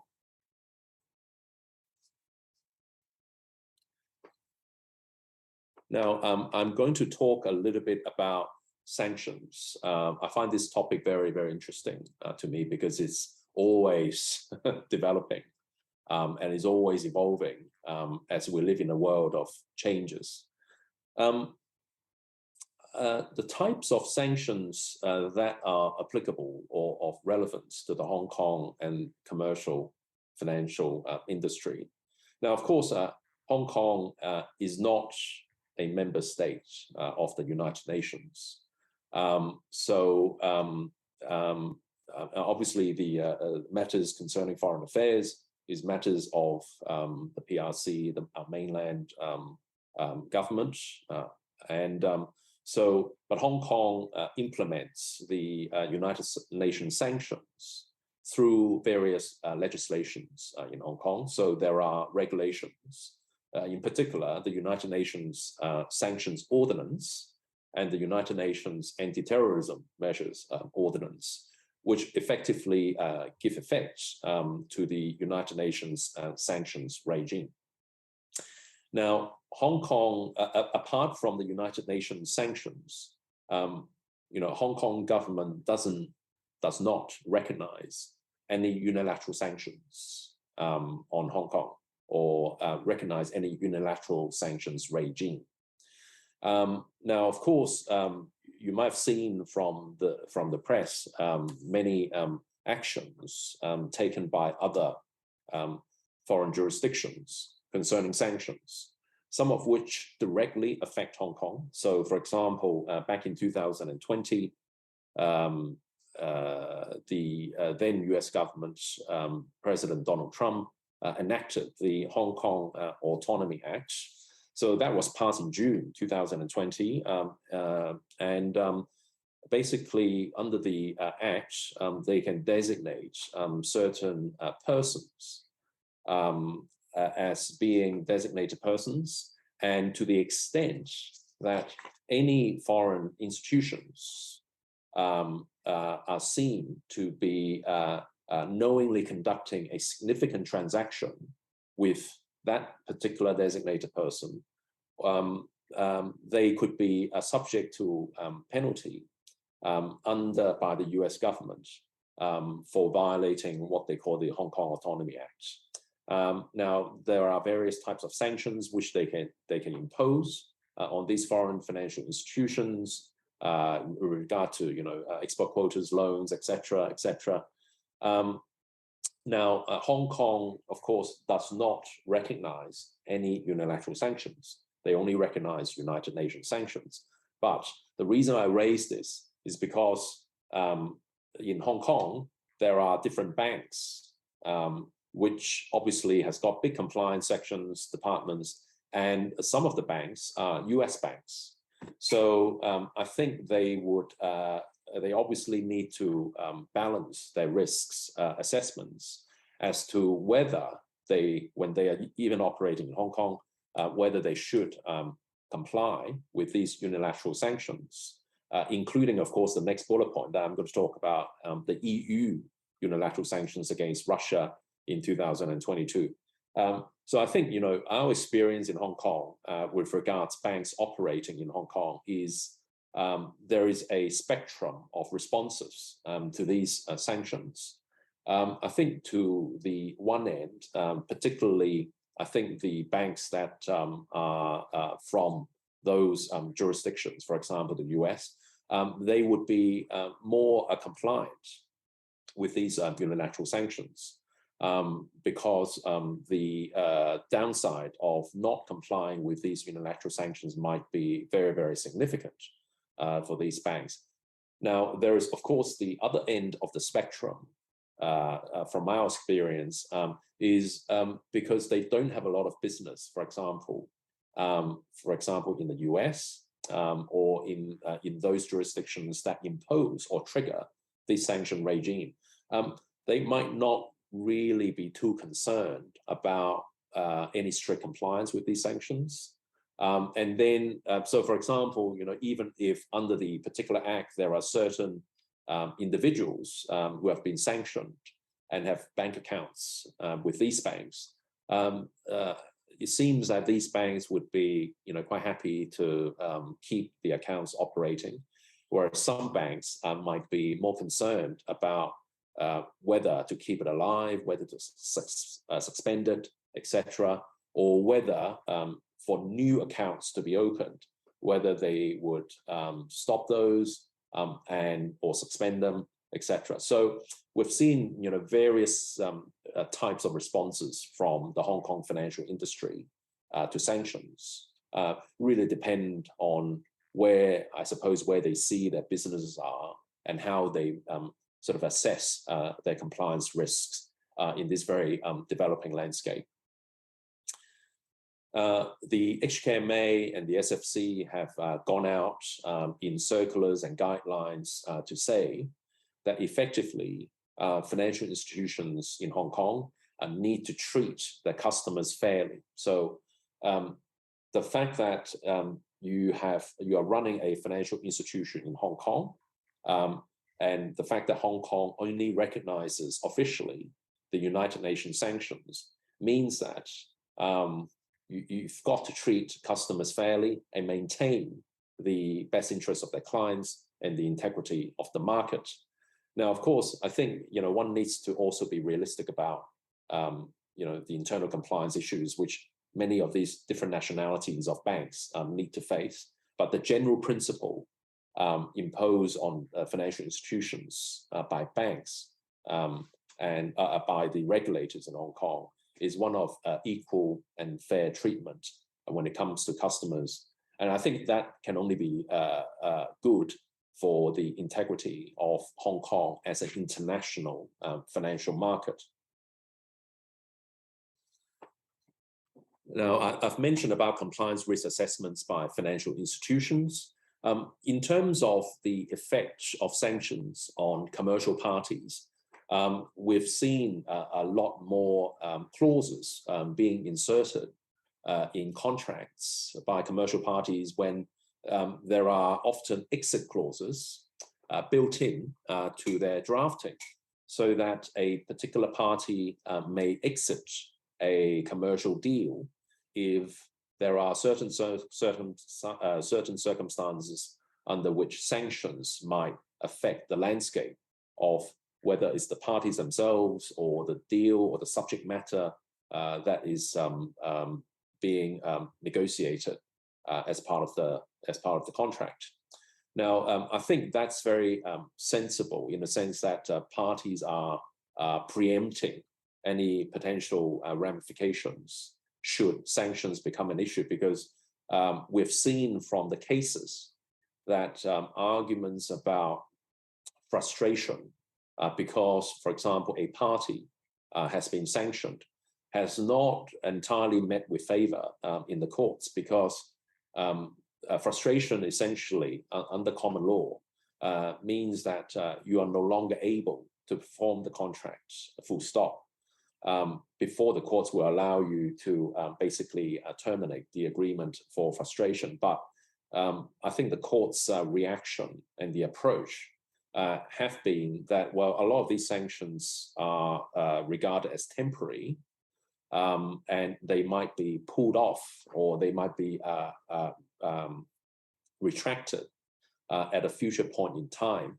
So the question about whether this is a complete frustration, so that performance of the contract is completely impossible, is not entirely in favor of terminating. So I think parties, particularly commercial parties in Hong Kong and also in the region, I think have become more clever in terms of preempting possible disputes arising from maybe one party being sanctioned or any sanction regime, the ramifications of that in the commercial contract that they are negotiating with. Now, of course, sanctions also, particularly in our arbitration context, have a lot of impact on arbitral proceedings. So, for example, the nationality or residence of a party or arbitrator. So, for example, if you have one of the parties is a sanctioned entity, and the arbitrator, for example, is a national resident of that sanctioning state, there might be circumstances under which the arbitrator might have difficulty in acting or continuing to act. Or to give another example, if there is arbitration seated in London and a non-UK arbitrator may nevertheless need to comply with the UK sanctions. So there are a lot of complications arising from that. There is also, of course, issue about arbitrator accepting payments. So sanctioned entities may face practical barriers to paying an arbitrator. So we've seen the news about the sanctions being imposed or aimed at certain Russian banks. And of course, the removal of some of those banks or institutions from the SWIFT system. And that, of course, may lead to certain barriers of processing payments involving Russian entities. So that might actually also present a particular barrier for arbitrators accepting payments as well. And of course, there is also an issue about legal representation. So would, for example, I'm just giving you an example, US law firms being prevented from acting in arbitrations involving US sanctioned entities, either blocking sanctions or they might, if they want to act, they might need to get a prior exemption from the US Office of Foreign Assets Control. And of course, there's also the issue about enforceability of awards. Would sanctions enforcement be against the public policy of the place in which you are trying to enforce your award? So there are all these very fascinating, interesting issues caused by sanctions, which we are seeing. Now, the HKIAC has published a policy on proceedings affected by sanctions. It's a fairly short policy. It's very succinct. It's on the website.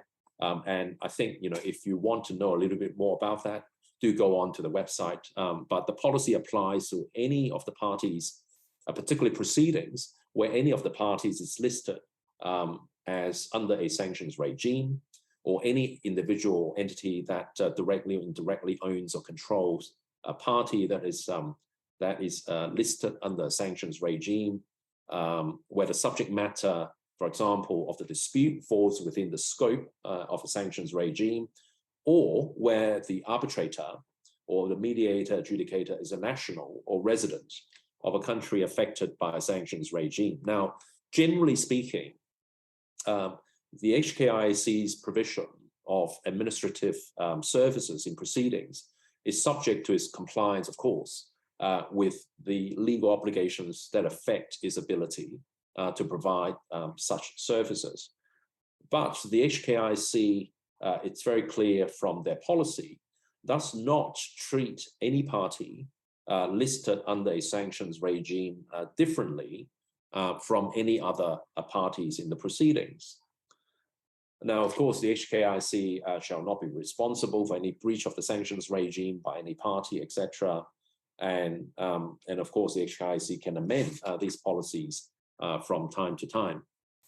Now, I think to ensure that this sanctions regime it's fully thought through in the HKIAC proceedings, the HKIAC may provide information received in relation to a potential arbitrator to ascertain his or her ability to act in the proceedings. And of course, so there is a process of consultation to make sure that the appointment of an arbitrator in this very sensitive context is not going to throw up further unnecessary hassles. That is, so I think that's a really good procedure by the HKIAC. And of course, there is also a section in the policy dealing with banking operations. So for example, if there is any issue about payment of the HKIAC's fees or the arbitrator's fees, they would need to be sort of sorted out with the HKIAC in a dialogue manner with the parties. So that's all I really want to say by way of my talk. So thank you very much. Thank you very much, Norman. And so now we have David back with us. He's sorted out his technical issues. So over to you, David, if you can return to your presentation on Hong Kong's framework for cross-border GBA overview from the Hong Kong perspective. And you have until around just before 11:10. Thank you so much. Thank you so much, Kim. And I do apologize to all of you for the technical issues encountered a moment caused by my computer a moment ago. Now let me go back to the presentation. Just a moment, please. Yes. Before I was broke off, I'm talking about the supervisory court in Macau. Macau has quite a unique regime. Put it this way, they have two courts in charge of arbitration. If for reconciliation of an arbitral award, you go to the court of second instance. However, for enforcement, you go to the court of first instance.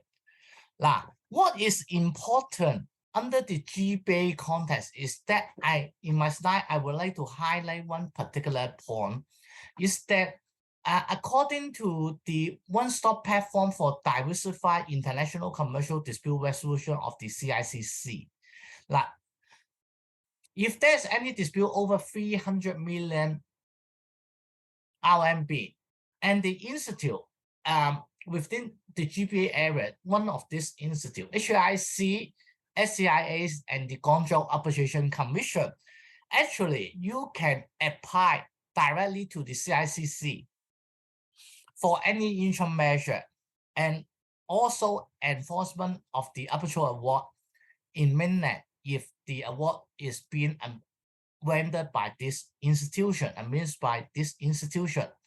Now, of course, the important point on this particular one is that when you choose the Arbitration Commission in the GBA area, this is one distinct advantage. You can have the access to the CICC if you have a very large quantum dispute that is over 300 million RMB. Now, the best thing is that you have the SPC to support you for your arbitration if you want to apply for interim measure. Interim measure has been earlier mentioned by Jose. That would include the asset preservation order, preservation of evidence, and also preservation of conduct. Now, this is one important point when you go up to draft an arbitration agreement, whether you want to designate this three particular arbitration institute or commission. This is one of the factors when you advise your client, you need to consider. Now, let's talk about the inter-regional framework. Basically, under one country, two system. Despite the one country, two system, Hong Kong SAR and Macau SAR is not a state per se. So the New York Convention cannot be applied. Now, this was held in the case of Fong Hong and ABC Company. I believe back into 1999, the Court of First Instance held that the New York Convention does not apply.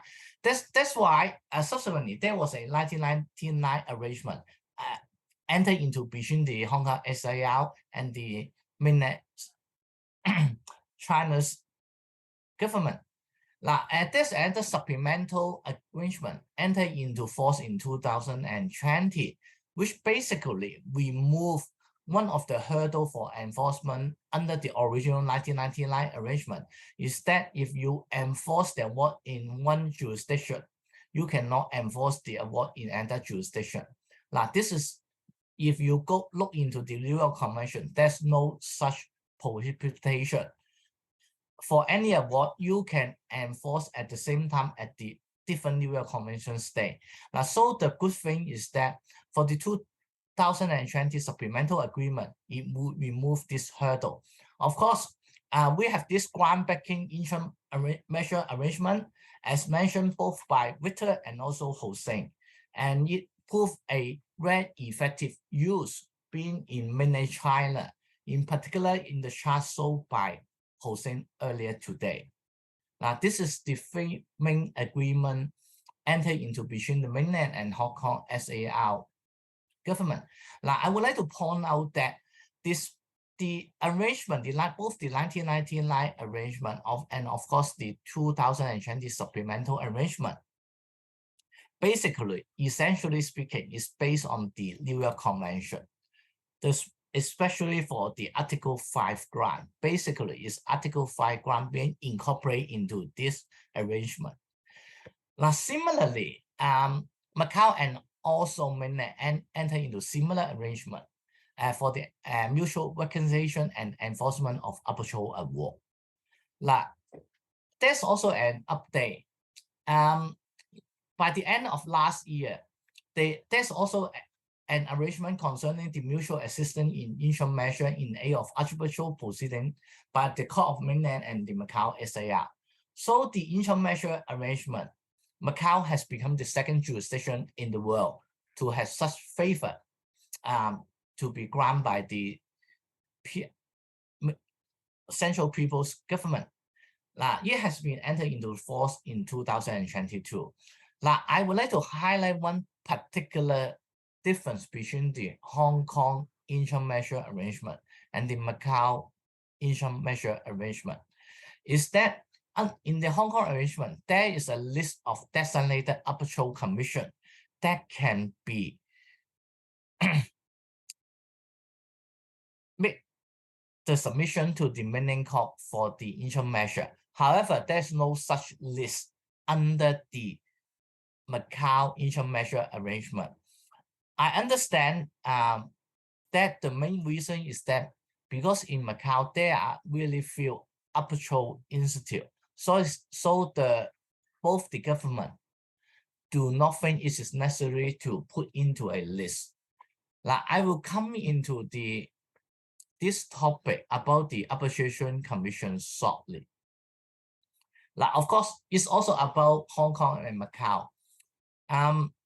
Well, Hong Kong and Macau also made some similar arrangement based on the New York Convention model, and it was entered into force in 2013. Now, before that, the Macau SAR Arbitral Award was enforced as a non-conventional award. It is still enforceable under the Hong Kong Arbitration Ordinance, but the Hong Kong Arbitration Ordinance also has been subsequently amended to cater for this particular arrangement. Now, this is a highlight of my talk today. The arbitration agreement. For any arbitration, the basis must be a consensual arbitration agreement. Without any arbitration agreement, there is simply no arbitration.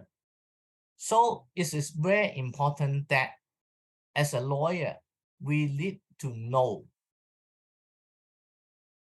the validity of an arbitration agreement, whether an arbitration agreement is being valid under the respective jurisdiction.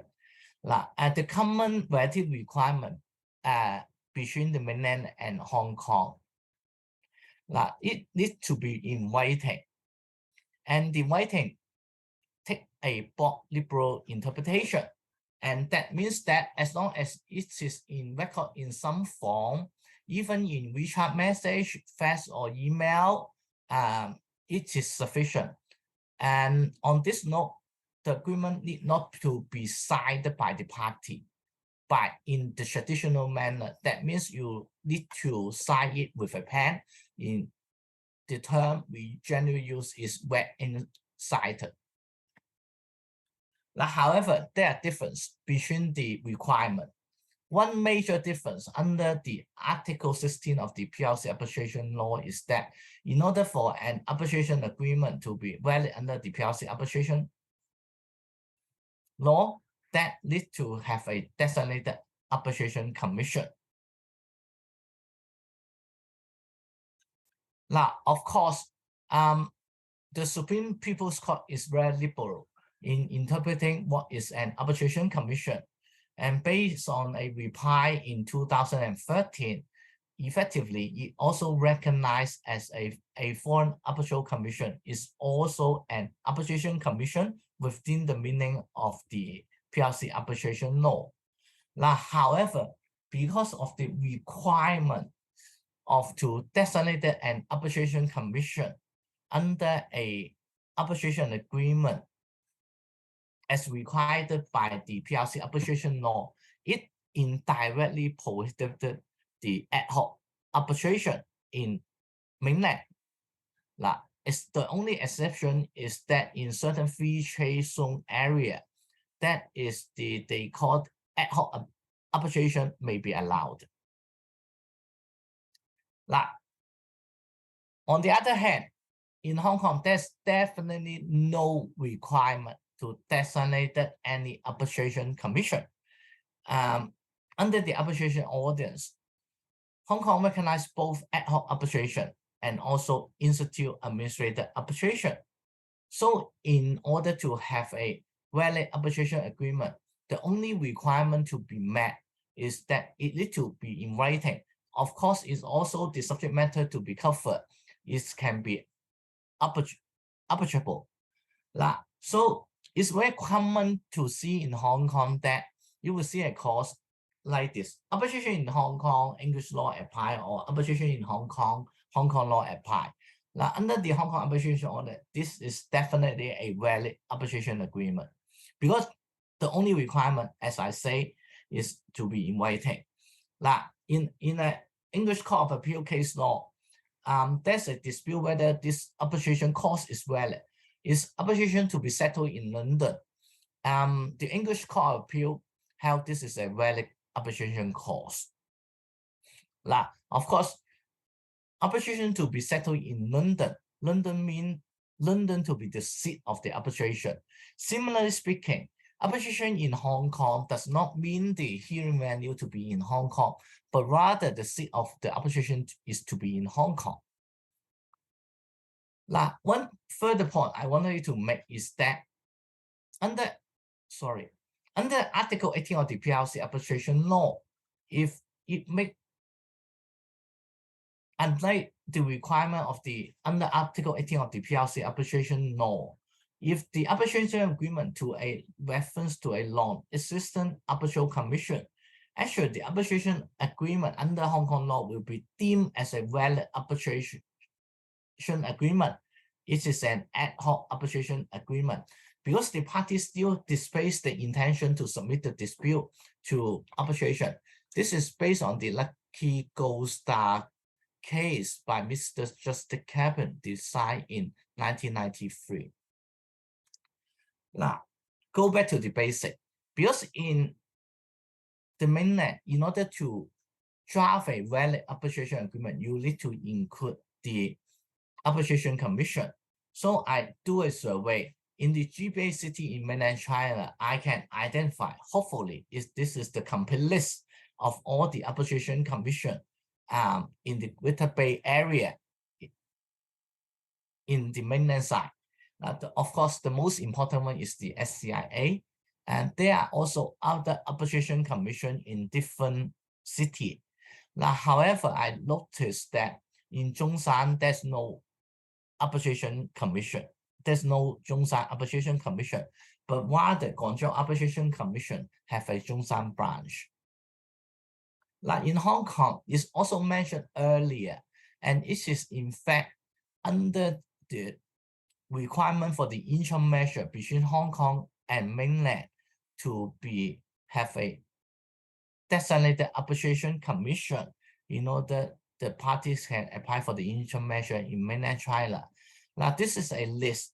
Now, the designated arbitration commission under the arrangement does not include CAA International Arbitration Center.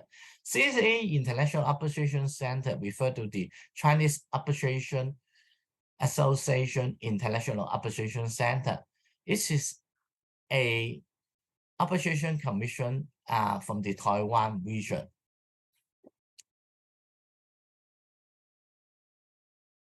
Like in the Macau SAR, as far as I can identify, there are only 3 arbitration commission.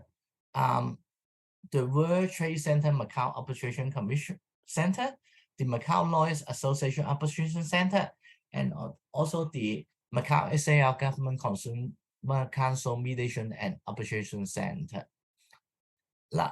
Of course, because in both Macau SAR and Hong Kong SAR, it recognizes ad hoc arbitration. It is not necessary to designate any arbitration commission in order to draft a valid arbitration agreement. However, it is important for all of you being lawyers in the Greater Bay Area to know the existence of the arbitration commission in the GBA city in the mainland side. Arbitral award, there are different terms given under different law. But basically, my understanding under the PRC arbitration law is that there are 3 types of award: domestic award, foreign-related award, and foreign arbitral award. Foreign arbitral award means those awards to be enforced under the New York Convention. Now, for the Hong Kong SAR itself, based on the arbitration audience, there are arbitral award. That means the Hong Kong award and non-convention award. For example, the award vendor from the Taiwan region, the convention award, mainland awards, and Macau award. For the later 2, it is specifically catered and being create a specific section due to the arrangement entered with the mainland and also the Macau SAR government. Now, I come to an important part I wish to discuss with all of you today is certain practical issues. Now, the first most important point I want to make is that you need to remember clearly the requirement for drafting a valid arbitration agreement in the respective jurisdiction. All the 3 jurisdictions definitely require the agreement to be in writing, but all the 3 jurisdictions take a liberal interpretation of what is an agreement in writing. It does not mean it to be put down on a piece of paper. WeChat, fax, email would suffice even for asset SMS. Now, the second thing we need to consider is the arbitrability of a subject matter. This is very important. Now, under the modal law, there's no article that say what subject matter can be submitted to arbitration and what subject matter cannot be submitted to arbitration. Now, I understand under the PRC arbitration law, there is specific article deal with this issue, is the Article 3. But within the Article 3 of the PRC arbitration law, for the subject matter that mentioned under that particular matter, which government certain mainly is domestic relationship between individual. Well, that's kind of dispute certainly, in my view, cannot be submitted to arbitration in Hong Kong SAR also. Now, this is the most important point I want to make today. Is point number 2, involvement of co-counsel. Now, of course, in all the 3 jurisdictions concerned, there's no requirement for the party representative to be legally qualified under a particular jurisdiction in order to act as the party's representative. However, no legal qualification or requirement does not mean that one is competent to advise the law of that particular jurisdiction, both the substantive law or the procedural law. So it is very important, in my view, that co-counsel must be involved once the matter is involving another jurisdiction in the GBA area. Now, just speaking, this would arise under 2 particular circumstances. One is the governing law of the contract is the law of another jurisdiction in the GBA. The other is the seat of the arbitration is entered in another GBA jurisdiction. Third is that you always need to involve a local counsel if you need to apply the interim measure from the supervisory court of another jurisdiction in the GBA. This is go without saying, because as a lawyer from another jurisdiction, you simply do not have any right of the audience before the court of another jurisdiction in the GBA area. For example, if one want to apply for the interim measures in aid of arbitration under either the Section 21M of the High Court Ordinance or the Section 45 of the Arbitration Ordinance, then certainly you need to involve Hong Kong solicitor and counsel. Now, the third point I want to make, and this is from my practice experience, is that there are 2 main differences in obtaining asset preservation order from the People's Court and the Court of First Instance of the High Court of Hong Kong SAR. Basically, the legal text is different. I encounter a lot of cases that come to my door and ask me to apply for a marital injunction. That means a asset preservation order only on the ground that there's a arbitral proceeding being conducted between the party. Now, however, this is definitely not sufficient. In Hong Kong SAR, in order to apply for an asset preservation order, one must to prove there is a risk of dissipation of asset. That means commencing an arbitration itself is not a sufficient cause. Now, this is one of the overlooked requirements by my colleagues from the mainland China. Now, the second very important difference is that there's no insurance available for damage undertaken in Hong Kong.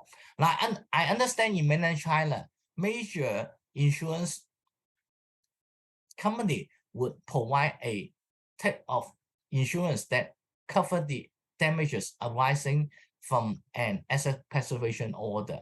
However, in Hong Kong SAR, there's no such type of insurance. as the party, generally speaking, would be the applicant is from another jurisdiction, for example, from mainland China, to apply a maritime injunction in Hong Kong against a Hong Kong company or Hong Kong individual, then the fortification of damages is usually required. Now, fortification, generally speaking, take two forms for arbitration. One is payment into the court. That means you deposit cash into the court. Second is a guarantee issued by a licensed bank in Hong Kong SAR, not from a licensed bank from the Macau or from the mainland China. Like, this is the usual fortification of damages requirement. Now, of course, in Admiralty proceeding, a letter of indemnity from a PNI Cup is also sufficient. Now, however, David, can I just tell you, yes. you've got 4 minutes left. 4 minutes left, okay? Thank you so much, Kim. So when a party plan to apply a maritime injunction in the Hong Kong SAR, one also must cater for this particular requirement to get the undertaking ready to be fortified. I have a question to ask all of you. If you apply for a maritime injunction, who is a PLC lawyer, for a Hong Kong City arbitration, what test he or she will apply? Now, there's another difference requirement concerning the court filing fee. In Hong Kong, the High Court filing fee, no matter about the quantum, is $1,045. It's not based on quantum. This is unlike the court filing fee in the PRC. One thing we need to think about for the Greater Bay Area, whether the Greater Bay Area can work as a neutral venue to be picked up by a foreign party or even a domestic local party that is not based in the GBA city to be a preferred venue. This is something my colleague in the mainland can work on to increase the probability of the city in the GBA as a neutral venue for arbitration. This is the last issue I want to cover, and it's very important. 2 years ago, Hong Kong government promoted a pilot scheme for the arrangement for person participating in arbitration proceeding in Hong Kong. Basically, they exempt the person who act as an arbitrator, witness, or counsel, or party representative to apply for a working permit in order to take part in arbitration proceeding in Hong Kong. However, this scheme has been lapsed already. And under the current immigration requirement, immigration orders, if a person come to Hong Kong to work without a working permit, it will result in the breach of the condition of stay in Hong Kong, and the usual sentence, even on a forced conversion, will be a short-term imprisonment.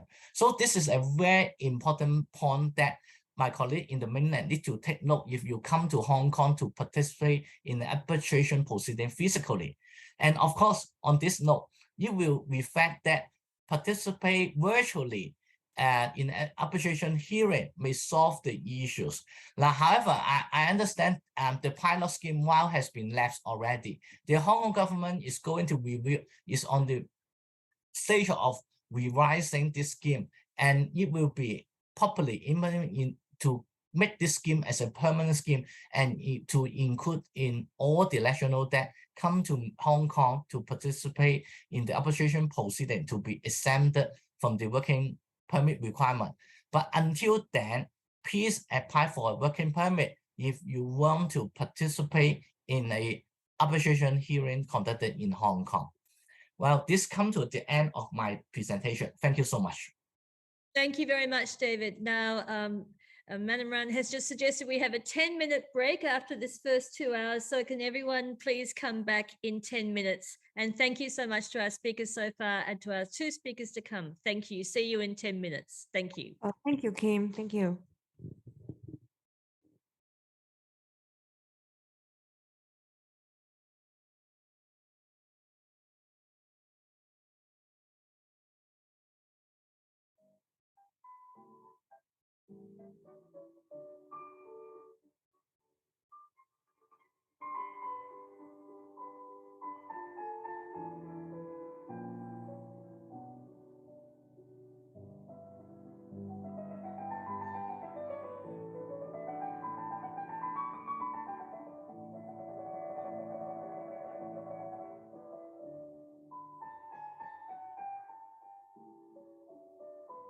Recording in progress.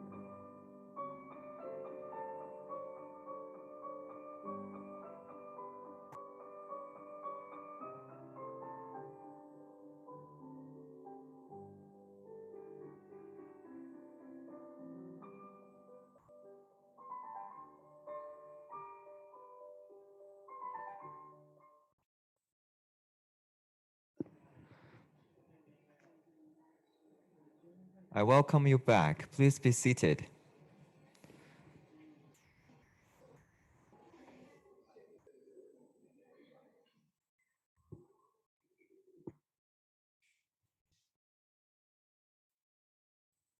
Shall we begin now? Yes, Adela. Thank you. Good morning, everyone. I know we have had a long morning. I hope you have stretched your legs, feeling refreshed. I'm entrusted with two topics today, ad hoc arbitration and the use of tribunal secretaries, which might sound like novel creatures from the perspective of mainland Chinese law and legal practice. But I think that these are suitable topics at this juncture, as you have had already a morning listening to all the technical aspects of Hong Kong arbitration practice. For one, ad hoc arbitration is not allowed in mainland China. I'm aware of talks that were held in the past for the proposed amendment of the PRC arbitration law. The permitting ad hoc arbitration is certainly one of the topics that has been proposed in the past. And there's a Hengqin free trade zone experimental ad hoc arbitration rules that are in force. And I'm also aware that SCIA has issued a guidance, a procedural guidance back in 2016 on the use of ancestral arbitration rules. And within the rules, the parties may designate the ancestral arbitration rules, which are a set of rules that are suitable in ad hoc arbitration, which I will come to in a moment.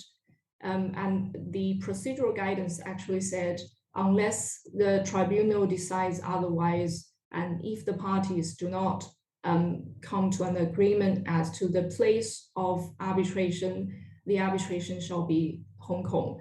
And as you have heard from my colleagues, Hong Kong has certain advantages being a seat, being a very popular seat of arbitration. And as you can see, there are efforts that are aimed at facilitating ad hoc arbitration and facilitating arbitration of all types, essentially, in Hong Kong. And the second topic that I'm going to cover is the use of tribunal secretary. I know that SCIA Hong Kong has provided similar services as well.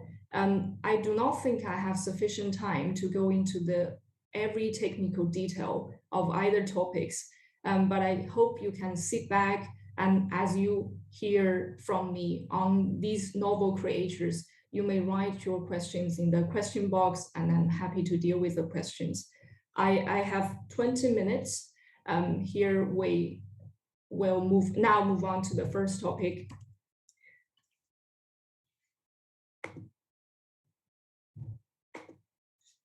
So for the ad hoc arbitration, very simply, it is an arbitration that is not administered by an arbitration institution, and therefore it is without recourse to the institutional rules.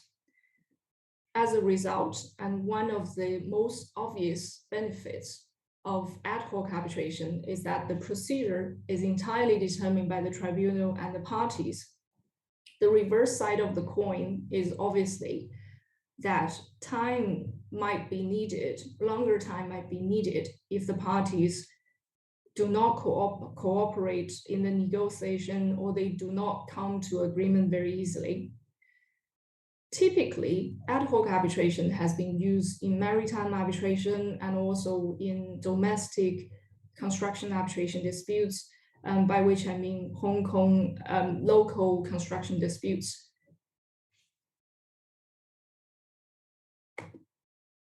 The legal basis for conducting ad hoc arbitration, first of all, we can start with Section 2 of the Hong Kong Arbitration Ordinance, where it defines arbitration in terms of any arbitration, whether or not it's being administered by a permanent arbitration institution. Structurally, Hong Kong Arbitration Ordinance therefore applies to ad hoc arbitration in the same way as it would apply to an institutional arbitration. I will come later to the mandatory provisions in the Hong Kong Arbitration Ordinance, as well as the derogable provisions where the parties may agree to derogate from the provisions of the Hong Kong Arbitration Ordinance. As you have also heard from my colleague, Section 74.1 of the Hong Kong Arbitration Ordinance may also be seen as a source for allowing ad hoc arbitration, which essentially said that subject to the provisions of this law, which is Hong Kong Arbitration Ordinance, the parties are free to agree on the procedure to be followed by the arbitral tribunal in conducting the proceedings. And that may also be seen as another source to conduct an ad hoc arbitration pursuant to the parties' agreement. In the next few minutes, I will go through the key mandatory provisions under the Hong Kong Arbitration Ordinance. I am fully aware that this is not going to be a lecture on the particulars of these provisions, which are supplemented very often by the case law. But I will not expand into the details, but I want to give you a flavor of what it is like to conduct an ad hoc arbitration in Hong Kong. And as you can see, as I have already mentioned, the same legal framework applies to ad hoc arbitration in the same way as it would apply to the institutional arbitration. So there are provisions that are mandatory, and I will come to the consequence if you inadvertently breach any of them. The Section 11 of the Arbitration Ordinance implements Article 4 of the Model Law, and that is essentially designates that a party shall be deemed to have waived its right to object if there is a derogation from a derogable provision or from any requirement of an arbitration agreement. It essentially imposes an obligation on the parties to make prompt objection. The legal term used in the provision is that without undue delay, or if there is a time limit specified within the time limit. I understand that there might be certain legal culture where you want to wait to see how the challenges might develop in the end, but that might not be an option under the Hong Kong Arbitration Ordinance. The other important provision is Section 19 of the Arbitration Ordinance, which implements Option 1 of Article 7 of the Model Law, which is on the definition form of the arbitration agreement. The key takeaway is that the arbitration agreement has to be in writing, as you have heard from my colleagues. It has to be in writing, and that relates to the formal validity of an arbitration agreement. The substantive validity will be an issue for another day. And then Part 4 of the Arbitration Ordinance is in relation to the composition of the arbitral tribunal. There are certain aspects that are derogable. For example, the number of arbitrators, the appointment procedures, and also the challenge procedures. What is not derogable is the grounds, is the provision in relation to the grounds for challenge. Under the Hong Kong Arbitration Ordinance, it says an arbitrator may be challenged only if circumstances exist that give rise to justifiable doubts as to his impartiality or independence. This in turn may raise the other ground is where he does not possess the qualifications agreed by the parties. This actually raises a very interesting question, which we may not have the time to explore, but in certain jurisdictions and certainly in certain cases, I've seen parties in very rare occasions that the parties may feel necessary to exempt the arbitrator from the declaration of independence. Impartiality is usually a necessary requirement, but in some extreme and necessary circumstances, there might be a need for the parties to try to agree on a different procedure to determining the independence. solely based on the provision of the Hong Kong Arbitration Ordinance, this is not derogable. Hence, if you have encountered a situation where this might be called into a question, you may need to think about what would be the appropriate reaction to that, because as I have said, you may designate a procedure to make a challenge. So that may be the alternative way where you can effect the parties' agreement. Apologies, I forgot to turn the slides. The other key mandatory provisions that we can quickly browse through is Section 34, which is the implementation of the competence and competence principle, whereby the tribunal may rule on its own jurisdiction. Section 46 is to ensure that the parties receive equal treatment. Section 47 is to say that the tribunal is largely empowered to decide on the procedure of the proceedings subject to the provisions of this law. Hence, combined with the mandatory nature of certain provisions, in an ad hoc arbitration, the tribunal is entitled to decide every other aspect of the procedure unless there is a mandatory provision.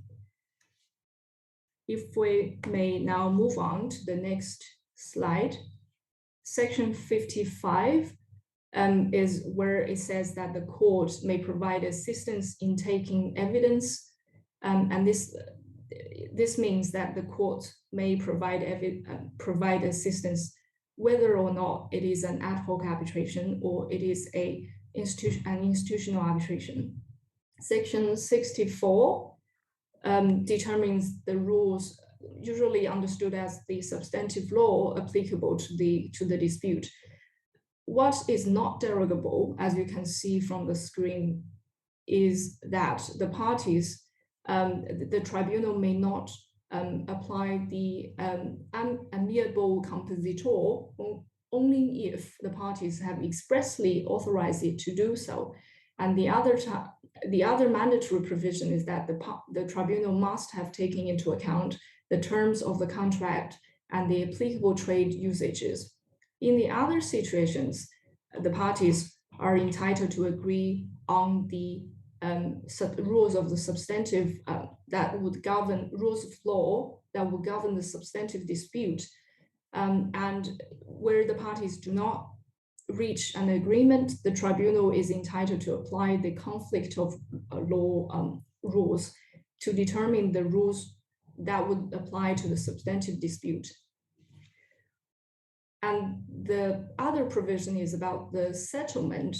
What is mandatory about the settlement is that once the parties have reached a settlement, the tribunal must terminate the proceedings.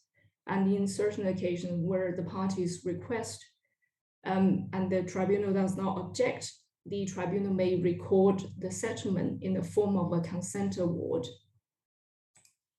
The other key provisions that would apply similarly to ad hoc arbitration as well as institutional arbitration would cover the form and contents of award, the termination of the proceedings, and also the correction and the issuance of the additional award. What is to be reminded is that the issuance of an interpretation of an award under the same section, Section 69, would normally require the parties are entitled to derogate from that provision. And the last, when we come to the last stage of the arbitral proceedings, the mandatory provision also provide that the arbitral tribunal may issue the remedy or relief that could have been awarded in the court by the Hong Kong court, and the other provisions where you can check the arbitration ordinance to find out. What is important is that the consequence of non-compliance with these mandatory provisions is that the award might be subject to setting aside, and the award might be subject to the refusal to enforce the award proceedings, which is essentially incorporates the New York Convention, and even if you are enforcing it in another jurisdiction that implements New York Convention, the same ground would be applicable. In contrast, and I know I do not have time, I will quickly browse through these provisions that the parties are entitled to. Adela, could I just mention, I'm so sorry because of the difference time, you've got about 5 minutes left, okay? Thank you so much. You. No problem. As you can see, you are entitled to derogate from the receipt of the written communication. And what might surprise most people is that you may derogate from confidentiality requirements.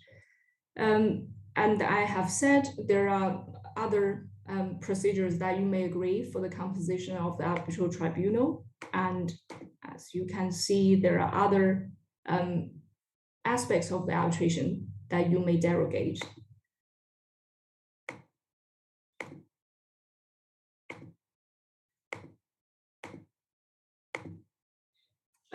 I do want to, I do wish I could have more time to discuss about the benefit of Hong Kong as a jurisdiction in allowing ad hoc arbitration.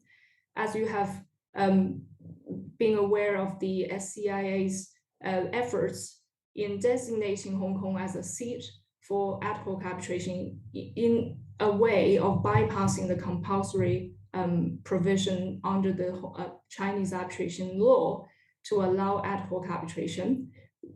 I understand that usually when you have an invalid arbitration agreement, where it is invalid because of the defect in the designation of an arbitration institution, the common practice is to apply to the court to declare that the arbitration agreement is invalid, and therefore the parties should submit to court litigation. That may not always be the most desirable course to be taken by all the parties in the proceedings, obviously depending on whether you are defending or whether you are pursuing the claim. And that will be a very interesting topic. I have yet to see a case where in that scenario, the parties directly bring an arbitration in Hong Kong, but I think it's a plausible option. As I have already alluded to, there are certain arbitration rules that are applicable in ad hoc arbitration. The key procedural steps would be one, the constitution of the tribunal, and second, the procedure to be adopted by the tribunal once constituted. Viewed in that light, it might not be too different from an institutional arbitration. As you can see, one of the very important procedural steps for you to consider is the provisional timetable to be adopted by the tribunal once constituted. And you should also take into account that now you do not have an institution to hold the funds. You may request certain arbitral institutions to provide the fund holding services. And the impact on the costs and fees of the tribunal is obviously that now the tribunal assumes the case manager's role, and its fees are not subject to the limit that would otherwise be imposed by any applicable institutional rule. It may save costs because now the parties may design the procedure to suit their particular dispute, and that may cut down certain procedures in the arbitration. Recording stopped. And the last short topic is on the use of tribunal secretaries. This is quite different from the situation in the mainland Chinese arbitration, where the tribunal secretary usually comes from the institution and they are a representative of the institution. They actively manage the case. In Hong Kong and in the Hong Kong context, tribunal secretaries are usually appointed by the arbitral tribunal to assist with administrative and non-substantive works. And there are famous cases where I don't have time for, but essentially the tribunal secretaries are not allowed to deal with any substantive matter. So you should rest assured that you only have the 3 arbitrators who will decide on your dispute, and there is no 4th arbitrator who's interfering with the procedure. And there is no express provision actually under the Hong Kong Arbitration Ordinance that says you can appoint a tribunal secretary. Obviously, you can infer from the other provisions. For example, the tribunal is entitled to decide on the procedure, and also the tribunal is entitled to recover the costs that comes from the appropriate assistance to the tribunal. And I think this actually paves the discussion on ad hoc arbitration actually paves way to the use of to the discussion on the use of tribunal secretaries, because in the ad hoc arbitration there are more logistic matters to be dealt with, and in those circumstances you may consider appointing a tribunal secretary in order to save the costs. And thank you. And I do hope to meet every one of you in person next time. Thank you so much, Adela, and thank you so graciously for making your presentation a little bit shorter. We really appreciate it. Thank you so much. And now may we invite our last and very eminent speaker, Mr. Rimsky UNSC, to speak with us about what Hong Kong offers as an arbitration seat, place of arbitration. Thank you very much. Thank you, Kim. I apologize that I think I have some difficulty in sharing the screen. It must be my fault. I can't figure out exactly how it can be shared. Maybe I can be forgiven to just deal with it orally. As I understand, the PowerPoints have been distributed to the audience. Am I correct? Yes, they have. So please do. And we've alerted to the audience to this possibility. So thank you very much. Yeah, let me just try once again, but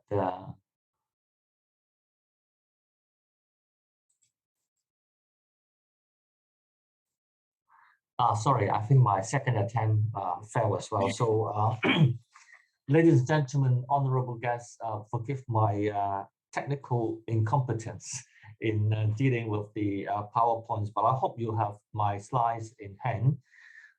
The topic that I deals with today, which I hope I can share some of my personal thoughts with you, is the topic of what Hong Kong can offer as an international arbitration center or as an arbitration seat or place of arbitration. As you will see from my first slide, the key advantages, as far as I see, that Hong Kong can offer as a seat of arbitration are five main of them. The first one is the support of the legislative regime and also the judiciary, which I would include them together as the legal regime. The second is the presence of professional and well-known arbitration institutes, along with very good handling of ad hoc arbitration, which Adela just introduced. The third main advantage is the large pool of talents, which I shall develop later. The fourth is that Hong Kong is an international city, but with strong mainland connection. This is in a way unique if you look around the international arbitration institutes in the world. The fifth and the last one is the impartiality and neutrality of Hong Kong as a seat of arbitration. Now, starting with the first advantages that Hong Kong can offer, and that is what I call the legal regime. I think one starts with the observation and the understanding that arbitration as a form of dispute resolution does not take place in a legal vacuum, because you need the support in one way or another in the legal sense, so as to ensure that the conduct of arbitration in any jurisdiction can proceed smoothly. This includes a framework for the commencement of the arbitration all along to the very end of the process, namely enforcement. And that's the reason why, as in the case of Hong Kong, a supportive legislative regime and a pro-arbitration judiciary are of significant importance. In Hong Kong, of course, the most important piece of legislation that facilitate the effective conduct of arbitration in Hong Kong is the current arbitration ordinance, which is chapter 609 of the laws of Hong Kong. You can have access to that through our internet, whether in the website of the Department of Justice or through our e-legislation our website. The key advantage or the key features of the arbitration ordinance is that, first of all, it is based on the UNCITRAL model law on international commercial arbitration. And the version that we adopt is the amended version of 2006. Many jurisdictions adopted the UNCITRAL model law as the basis of their arbitration institutions, but not all the jurisdictions adopt the 2006, that's the amended version. And that means that Hong Kong, in this regard, is one of the jurisdictions which adopted the advanced version, the amended version. The importance of this is that if you flip through our arbitration ordinance, you will see that many of the sections tells you that it is based on a particular article of the UNCITRAL model law. And the importance of this is that the UNCITRAL model law is an instrument, an international instrument that is familiar to the international arbitration community, and that's also familiar to the international business community.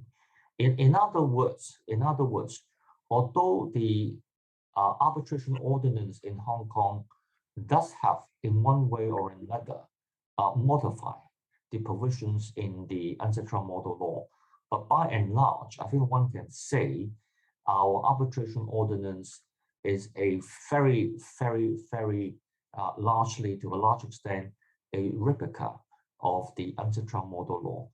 And the beauty of this is that outside people, overseas people, people in the dispute resolution community and in the international business community would be very quickly in a position to pick up the law of arbitrations in Hong Kong. In other words, they can familiar themselves with the arbitration ordinance, the main backbone of our arbitration law, very easily and very quickly. Now, although, as I said, our ordinance is based on the UNCITRAL model law, but there are unique provisions which cater for either the situations of Hong Kong or which actually improve on the version of the UNCITRAL model law. In my slides, I have given a few examples. One I can highlight is the express provision on confidentiality, that is the section 16, 17, and 18. Now, of course, we all know that confidentiality is a very important concept in international arbitration. But interestingly, despite its importance, not every jurisdiction has expressed statutory provision to deal with confidentiality in arbitration. But in Hong Kong, instead of simply relying on common law, as in some other jurisdiction, we have expressed provisions dealing with confidentiality. And it, in fact, goes beyond the scope of common law confidentiality, in a sense that it also laid down express provisions dealing with how the materials can be handled in the event the arbitration proceeds to court proceedings and how they were to be reported. And that's why you would see that when it comes to the enforcement stage, there are various court reports in Hong Kong. But in those instances, because of the provisions in the arbitration ordinance dealing with confidentiality, you will not see the identity of the parties. You won't see the true identity of the parties. That's why many of the case report, the title is A versus B or ABC versus XXY. The reason is to ensure that confidentiality will not be breached And that is the effect of our provisions in the arbitration ordinance. And in fact, in some cases, you will see that apart from the name or the identity of the parties being changed so as to preserve anonymity, some of the, in some occasion, some of the contents of the judgment are also redacted. That means they are blackened, so that the sensitive information will be removed, or information which might enable outsider to guess who are the actual parties to the arbitration will also be removed. Other examples I've given concerns emergency relief and the interim measure, which I would, if I have time, come back to. And then the other point which I like to stress is that in Hong Kong, the government as a whole, and in particular the Department of Justice, take a very conscientious and active role to constantly review the arbitration ordinance. In fact, one can see from the history of Hong Kong, from the arbitration history of Hong Kong, the very first big improvement of the arbitration legislation, that is the previous arbitration ordinance, was also the outcome of the Law Reform Commission. In fact, it was the first report of our Law Reform Commission, which leads to the previous arbitration ordinance, which leads to the adoption of the ancestral model law. In fact, in Hong Kong, there are a few institutions or a few regimes which look after the reform of law. Law Reform Commission is one of them. And of course, now, because of the importance of arbitration, there is also a specific group, working group within the Department of Justice, which are also tasked with the responsibility of raising new topics for consideration so as to see whether our legislations require improvement. And in my fourth PowerPoint, you would see I gave 3 examples of improvement or reform of our arbitration ordinance. The first one is the one introduced in 2017. This one deals with the clarification that IP disputes can be disputed. I guess Philip would have covered this. The reason for doing this is that because at that time, we came to the view that among many jurisdictions around the world, including common law jurisdictions, there were uncertainty as to whether intellectual property rights, because of its nature, could be subject to arbitration. We do not want people in Hong Kong who are end users of arbitrations to face this uncertainty. I think for lawyers, for business people, certainty is very important.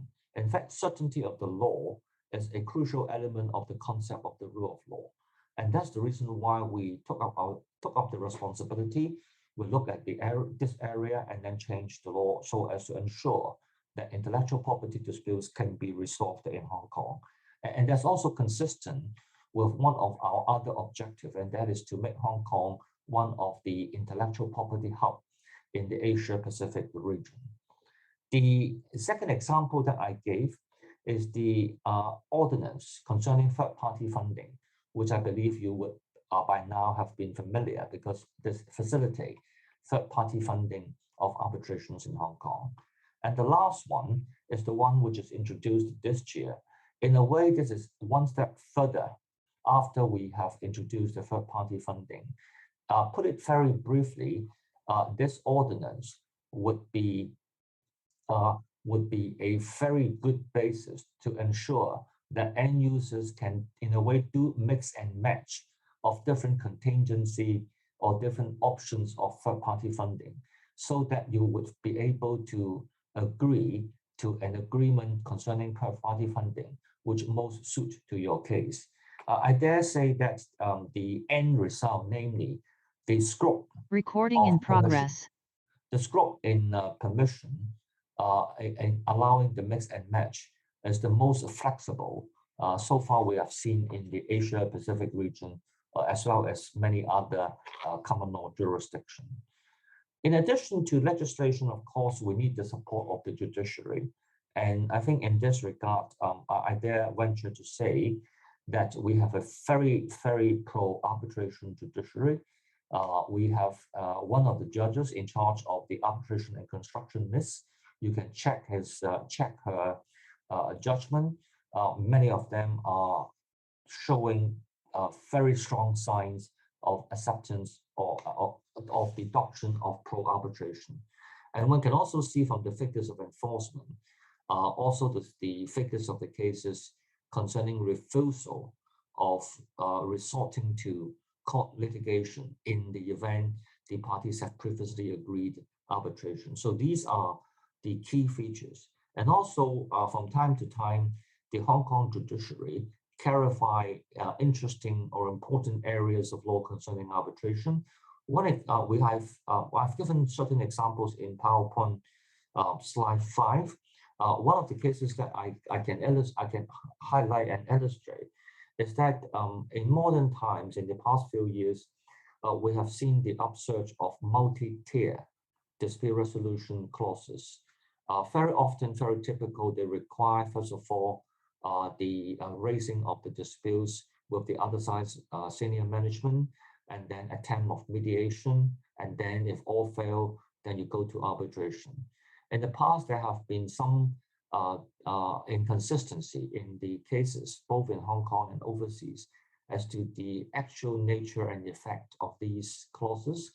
There is also the debate as to whether these clauses, particularly the part concerning discussions between senior management, whether it goes to the jurisdictions of the arbitrary tribunal, or whether it only affects the questions of admissibility. So it's a debate between admissibility and jurisdiction. And luckily in Hong Kong, we have now a Court of Appeal decisions, which very detailedly go through the literature and authorities in many jurisdictions and come to the view that in such cases, these multi-tier arbitration clause are first of all valid, and those steps which are a requirement of going to commence an arbitration only goes to admissibility, which can be dealt with by the arbitral tribunal. It would not affect the jurisdiction, which in a way, the effect of this ruling is that it basically affirms the wide jurisdictions of the tribunal, which in a way is also a very clear sign of supporting arbitration, because the court would not interfere in cases of admission, of admissibility. The court would only interfere in cases concerning jurisdiction. So much for the judiciary. The next slide, slide 6, where I set out the various arbitration institutions. Those are institutions which you can find in Hong Kong, and those are institutions which are very familiar to people in the arbitrations community. I won't go through them one by one, except to point out that the Hong Kong International Arbitration Center is the homegrown institutions which have started in the 1980s. And you will also see in the list that we have the now the advantage of having the South China International Arbitration Center Hong Kong, which is a very, very good development from the perspective of the close cooperation between Hong Kong and mainland in the context of arbitration, putting aside CTEC and also the ICC and the rest, which are in the list. Now, although I am a co-chair of HKIAC, I would not say just go for HKIAC, although I wish you to do so. But wearing my hat as a Hong Kong arbitration practitioner, and for the purpose of this seminar, I think from an objective perspective, the point that I wish to make is to emphasize that Hong Kong provides end users of arbitration with plenty of choices. Just like if you are hungry, you want to have your dinner. In Hong Kong, you can have Japanese food, you can have Western food, you can have local Chinese food, you can have chiu chow, you can have whatever. The concept is the same. We have plenty of choices, and choices are important to end users of arbitrations, because the more the choices, the more the opportunity and the scope that I can discuss with my lawyers and decide which institution is the best for any particular contract. Because in dispute resolution, there is no one-size-fits-all solution. You have to consider the nature of your dispute, the nature of your contract, and therefore the presence of all these institutions would enable anyone in Hong Kong to have a very, very good choice. The next point that I wish to move on is the point about the extensive pool of talents. That is page 8 of my PowerPoint. What we have described, such as the arbitration institutions and the legislations, they are in a way the hardware of the infrastructure in the context of Hong Kong and our arbitration landscape. But hardware, of course, is important. The software is equally important. And that's why I also highlight the pool of talents existing in Hong Kong, presence in Hong Kong. First of all, of course, we have a very big pool of arbitrators. And I think the important thing is, because we have so many institutions, each institutions have their panel of arbitrators. Yes, there are overlap, but still there are differences. And I think the important is that in Hong Kong, the choices of arbitrators is really so big that you can basically have arbitrators from whatever jurisdiction and whatever expertise background that you can think of. We have people from Europe, we have people from China, we have people from Macau, we have people from Hong Kong, we have people from the UK, Singapore. So not only would this provide a huge pool of choices, it is also important in a different sense. That is the point that I would be making at a later stage, that is neutrality.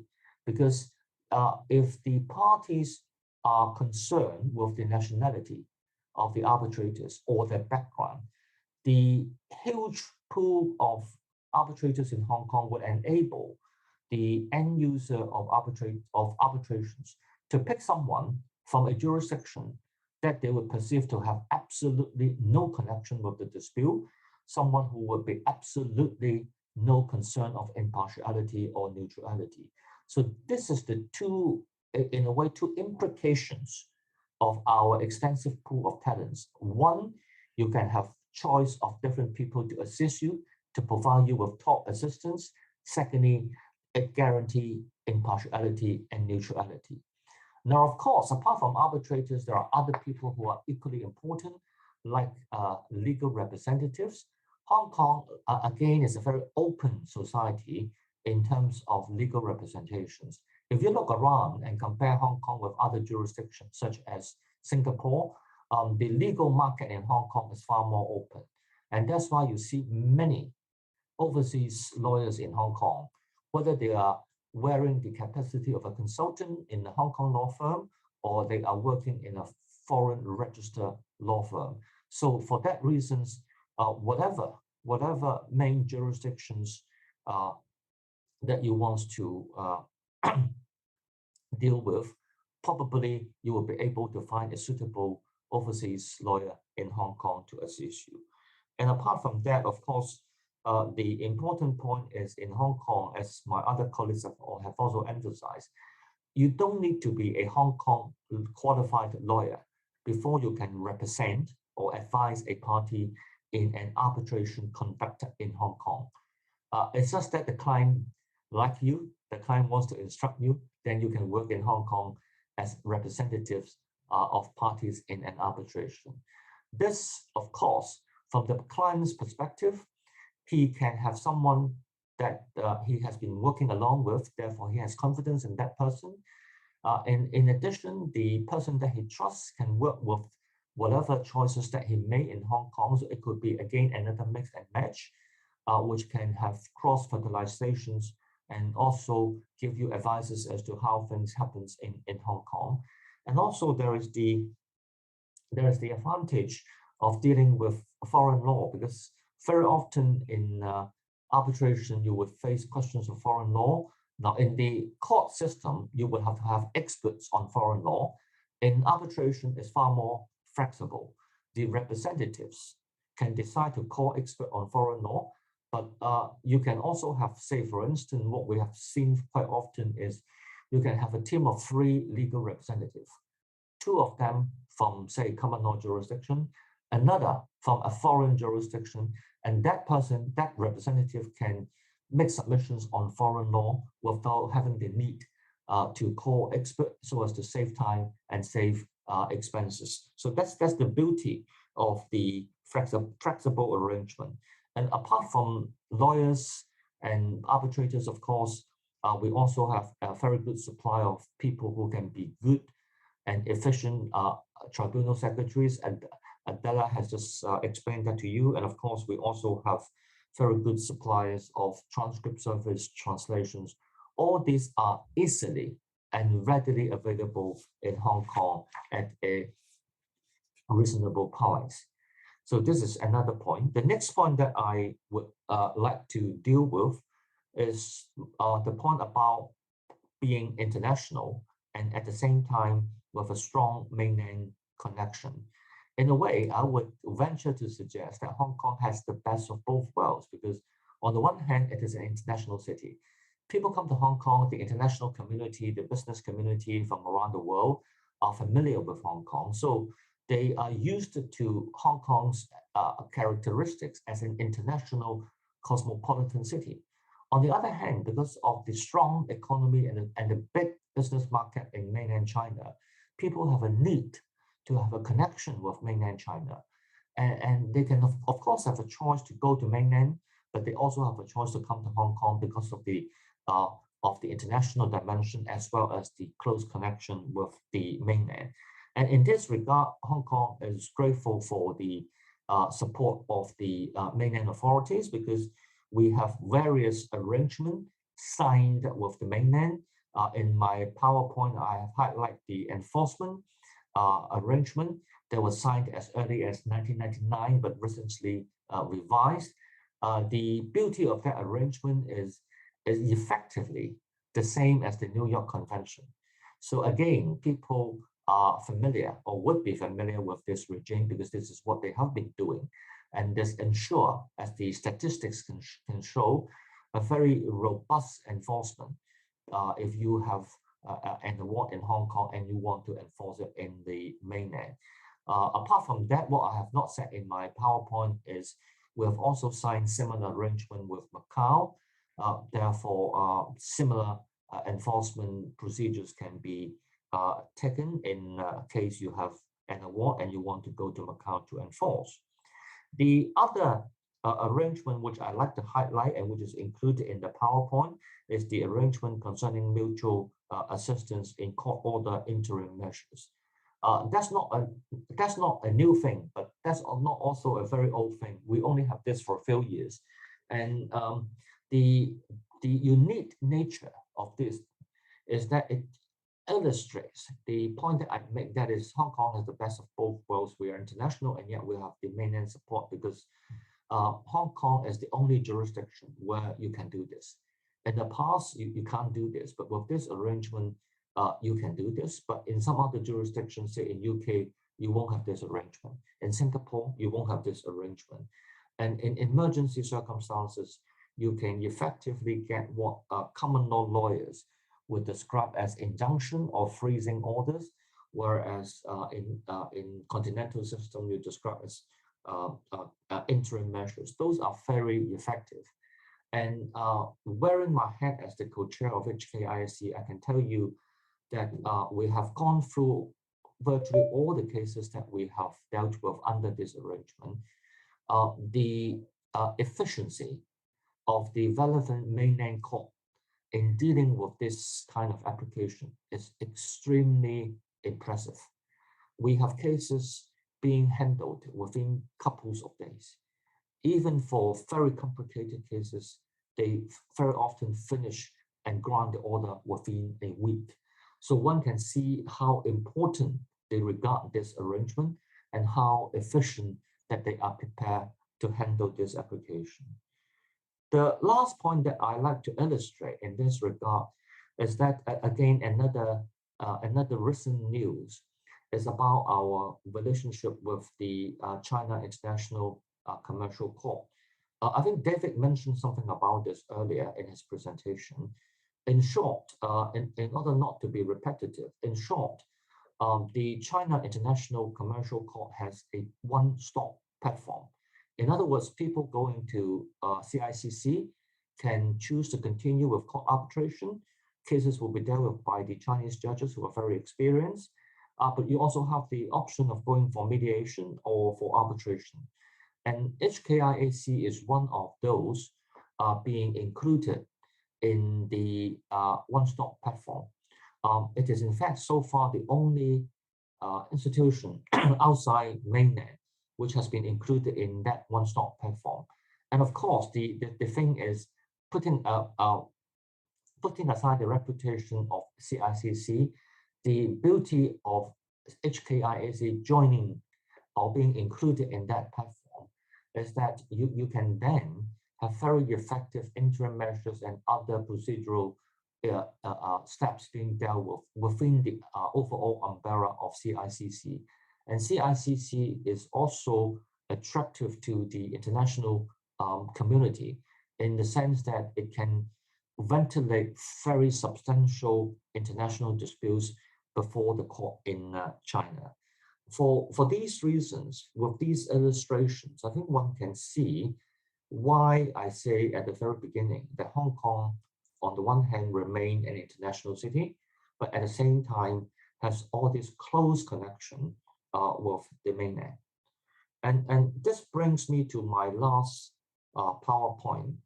I have heard that some people from other jurisdictions perceive the connection between Hong Kong and mainland China in a less than positive perspective. They were worried that would Hong Kong remain neutral? Would Hong Kong remain an impartial arbitral or arbitration seat because of our close connection with the mainland? My answer is quite clearly Hong Kong is and remains neutral, remains impartial, and will continue to be neutral. One thing which I think many people omit when they consider this question is that we're talking about arbitration. We're not talking about court litigation. In court litigation, you have no choice about judges. In arbitration, the setting up of the tribunal is the result of the choice of the parties. So there cannot be any other outside interference with the composition of the tribunal.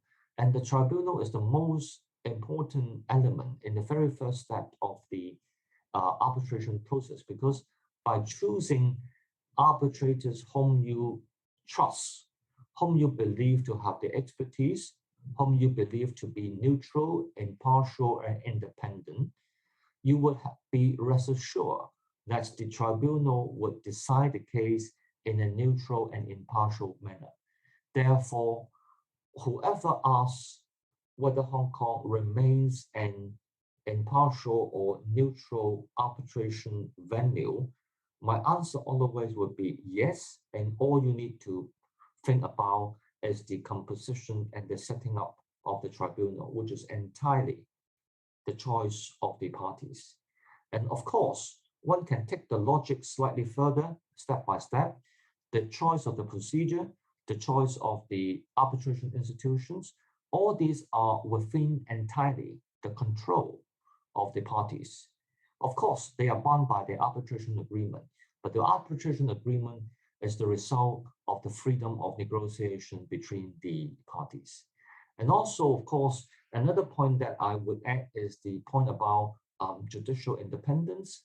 And that goes to show that when it comes to enforcement, the judiciary would be there to oversee the process in a professional and very neutral and independent manner. I think I don't need to go into the details, but anyone interested in this matter can actually check out the reported judgments or all the judgments concerning enforcement. Sometimes you see the government lost their case. Sometimes the government win their case. Sometimes foreign enterprise win their case. Sometimes state enterprise in mainland China win their case, but sometimes they also lose their case. So the clear point is there is no fixed pattern in those enforcement cases. And each case, as the cases itself illustrate, as the reasons given in those judgments illustrate, that each case is decided on its own merit. And that goes to show the independence of our judiciary in the context of arbitration as in the other contexts. So all in all, although I can understand that sometimes people outside Hong Kong might not fully understand the situation in Hong Kong, they might be influenced by some of the media report. I fully understand that. I mean, if you ask me, I would have to confess to you, I also do not fully understand the situation in other jurisdictions. But I think whoever needs to address his or her mind to the question of whether Hong Kong remains a neutral venue, remains an ideal venue for arbitration, I think one only needs to go back to basic, namely, how is arbitration conducted? Whether there is any international attack on our arbitration institutions. And if one were to go through this exercise, coupled with the observations that one can see from the various Queen Mary survey on international arbitrations, I think there can only be one conclusion. Hong Kong has been and will be remaining as a very good, neutral, impartial arbitration venue in the Asia-Pacific region. Of course, there are also other venues also good. I'm not saying Hong Kong is the only venue that you can consider, that you should consider. But I think Hong Kong provide a very good choice. And with in particular, the dual dimension of being international and also a close connection with mainland China, this is a factor which I think every end users of arbitration, particularly those involving in either international trade or international trade involving China, I think Hong Kong, I dare say, is the best choice. I think this is so much I wish to say on this part of the seminar.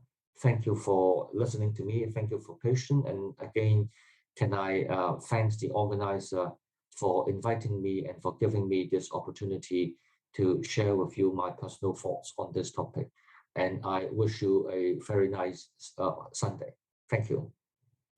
Thank you very much, Mr. Yun, for so eloquently explaining what Hong Kong offers as an arbitration place or seat. Ladies and gentlemen, this concludes the presentations from the bar. We do hope that you have enjoyed and found informative the speakers' presentations about the features of Hong Kong's international arbitration regime. We will be happy to address offline any questions or comments you have, of course, with the assistance of the SCIA. And may I thank our speakers very much. The bar also thanks the organizer, SCIA, very much for the opportunity to participate. We thank our co-organizers, the ICC and UNCITRAL, and we very importantly thank all of you who have joined us this morning for this 3-hour plus session. And we hope to see you again in person. Of course, we hope we will have further opportunities to work with the SCIA and to see you all again. So may I now hand over to Ms. Ran of the SCIA to conclude the session. Thank you again. Okay, thank you. Special thanks to Kim Rooney and all the speakers from the Bar Association. And now the morning session is over and we have the 1-hour break in the lunch and we'll have another 4 professional practitioners in the afternoon. So just see you then at 1 o'clock. Thank you.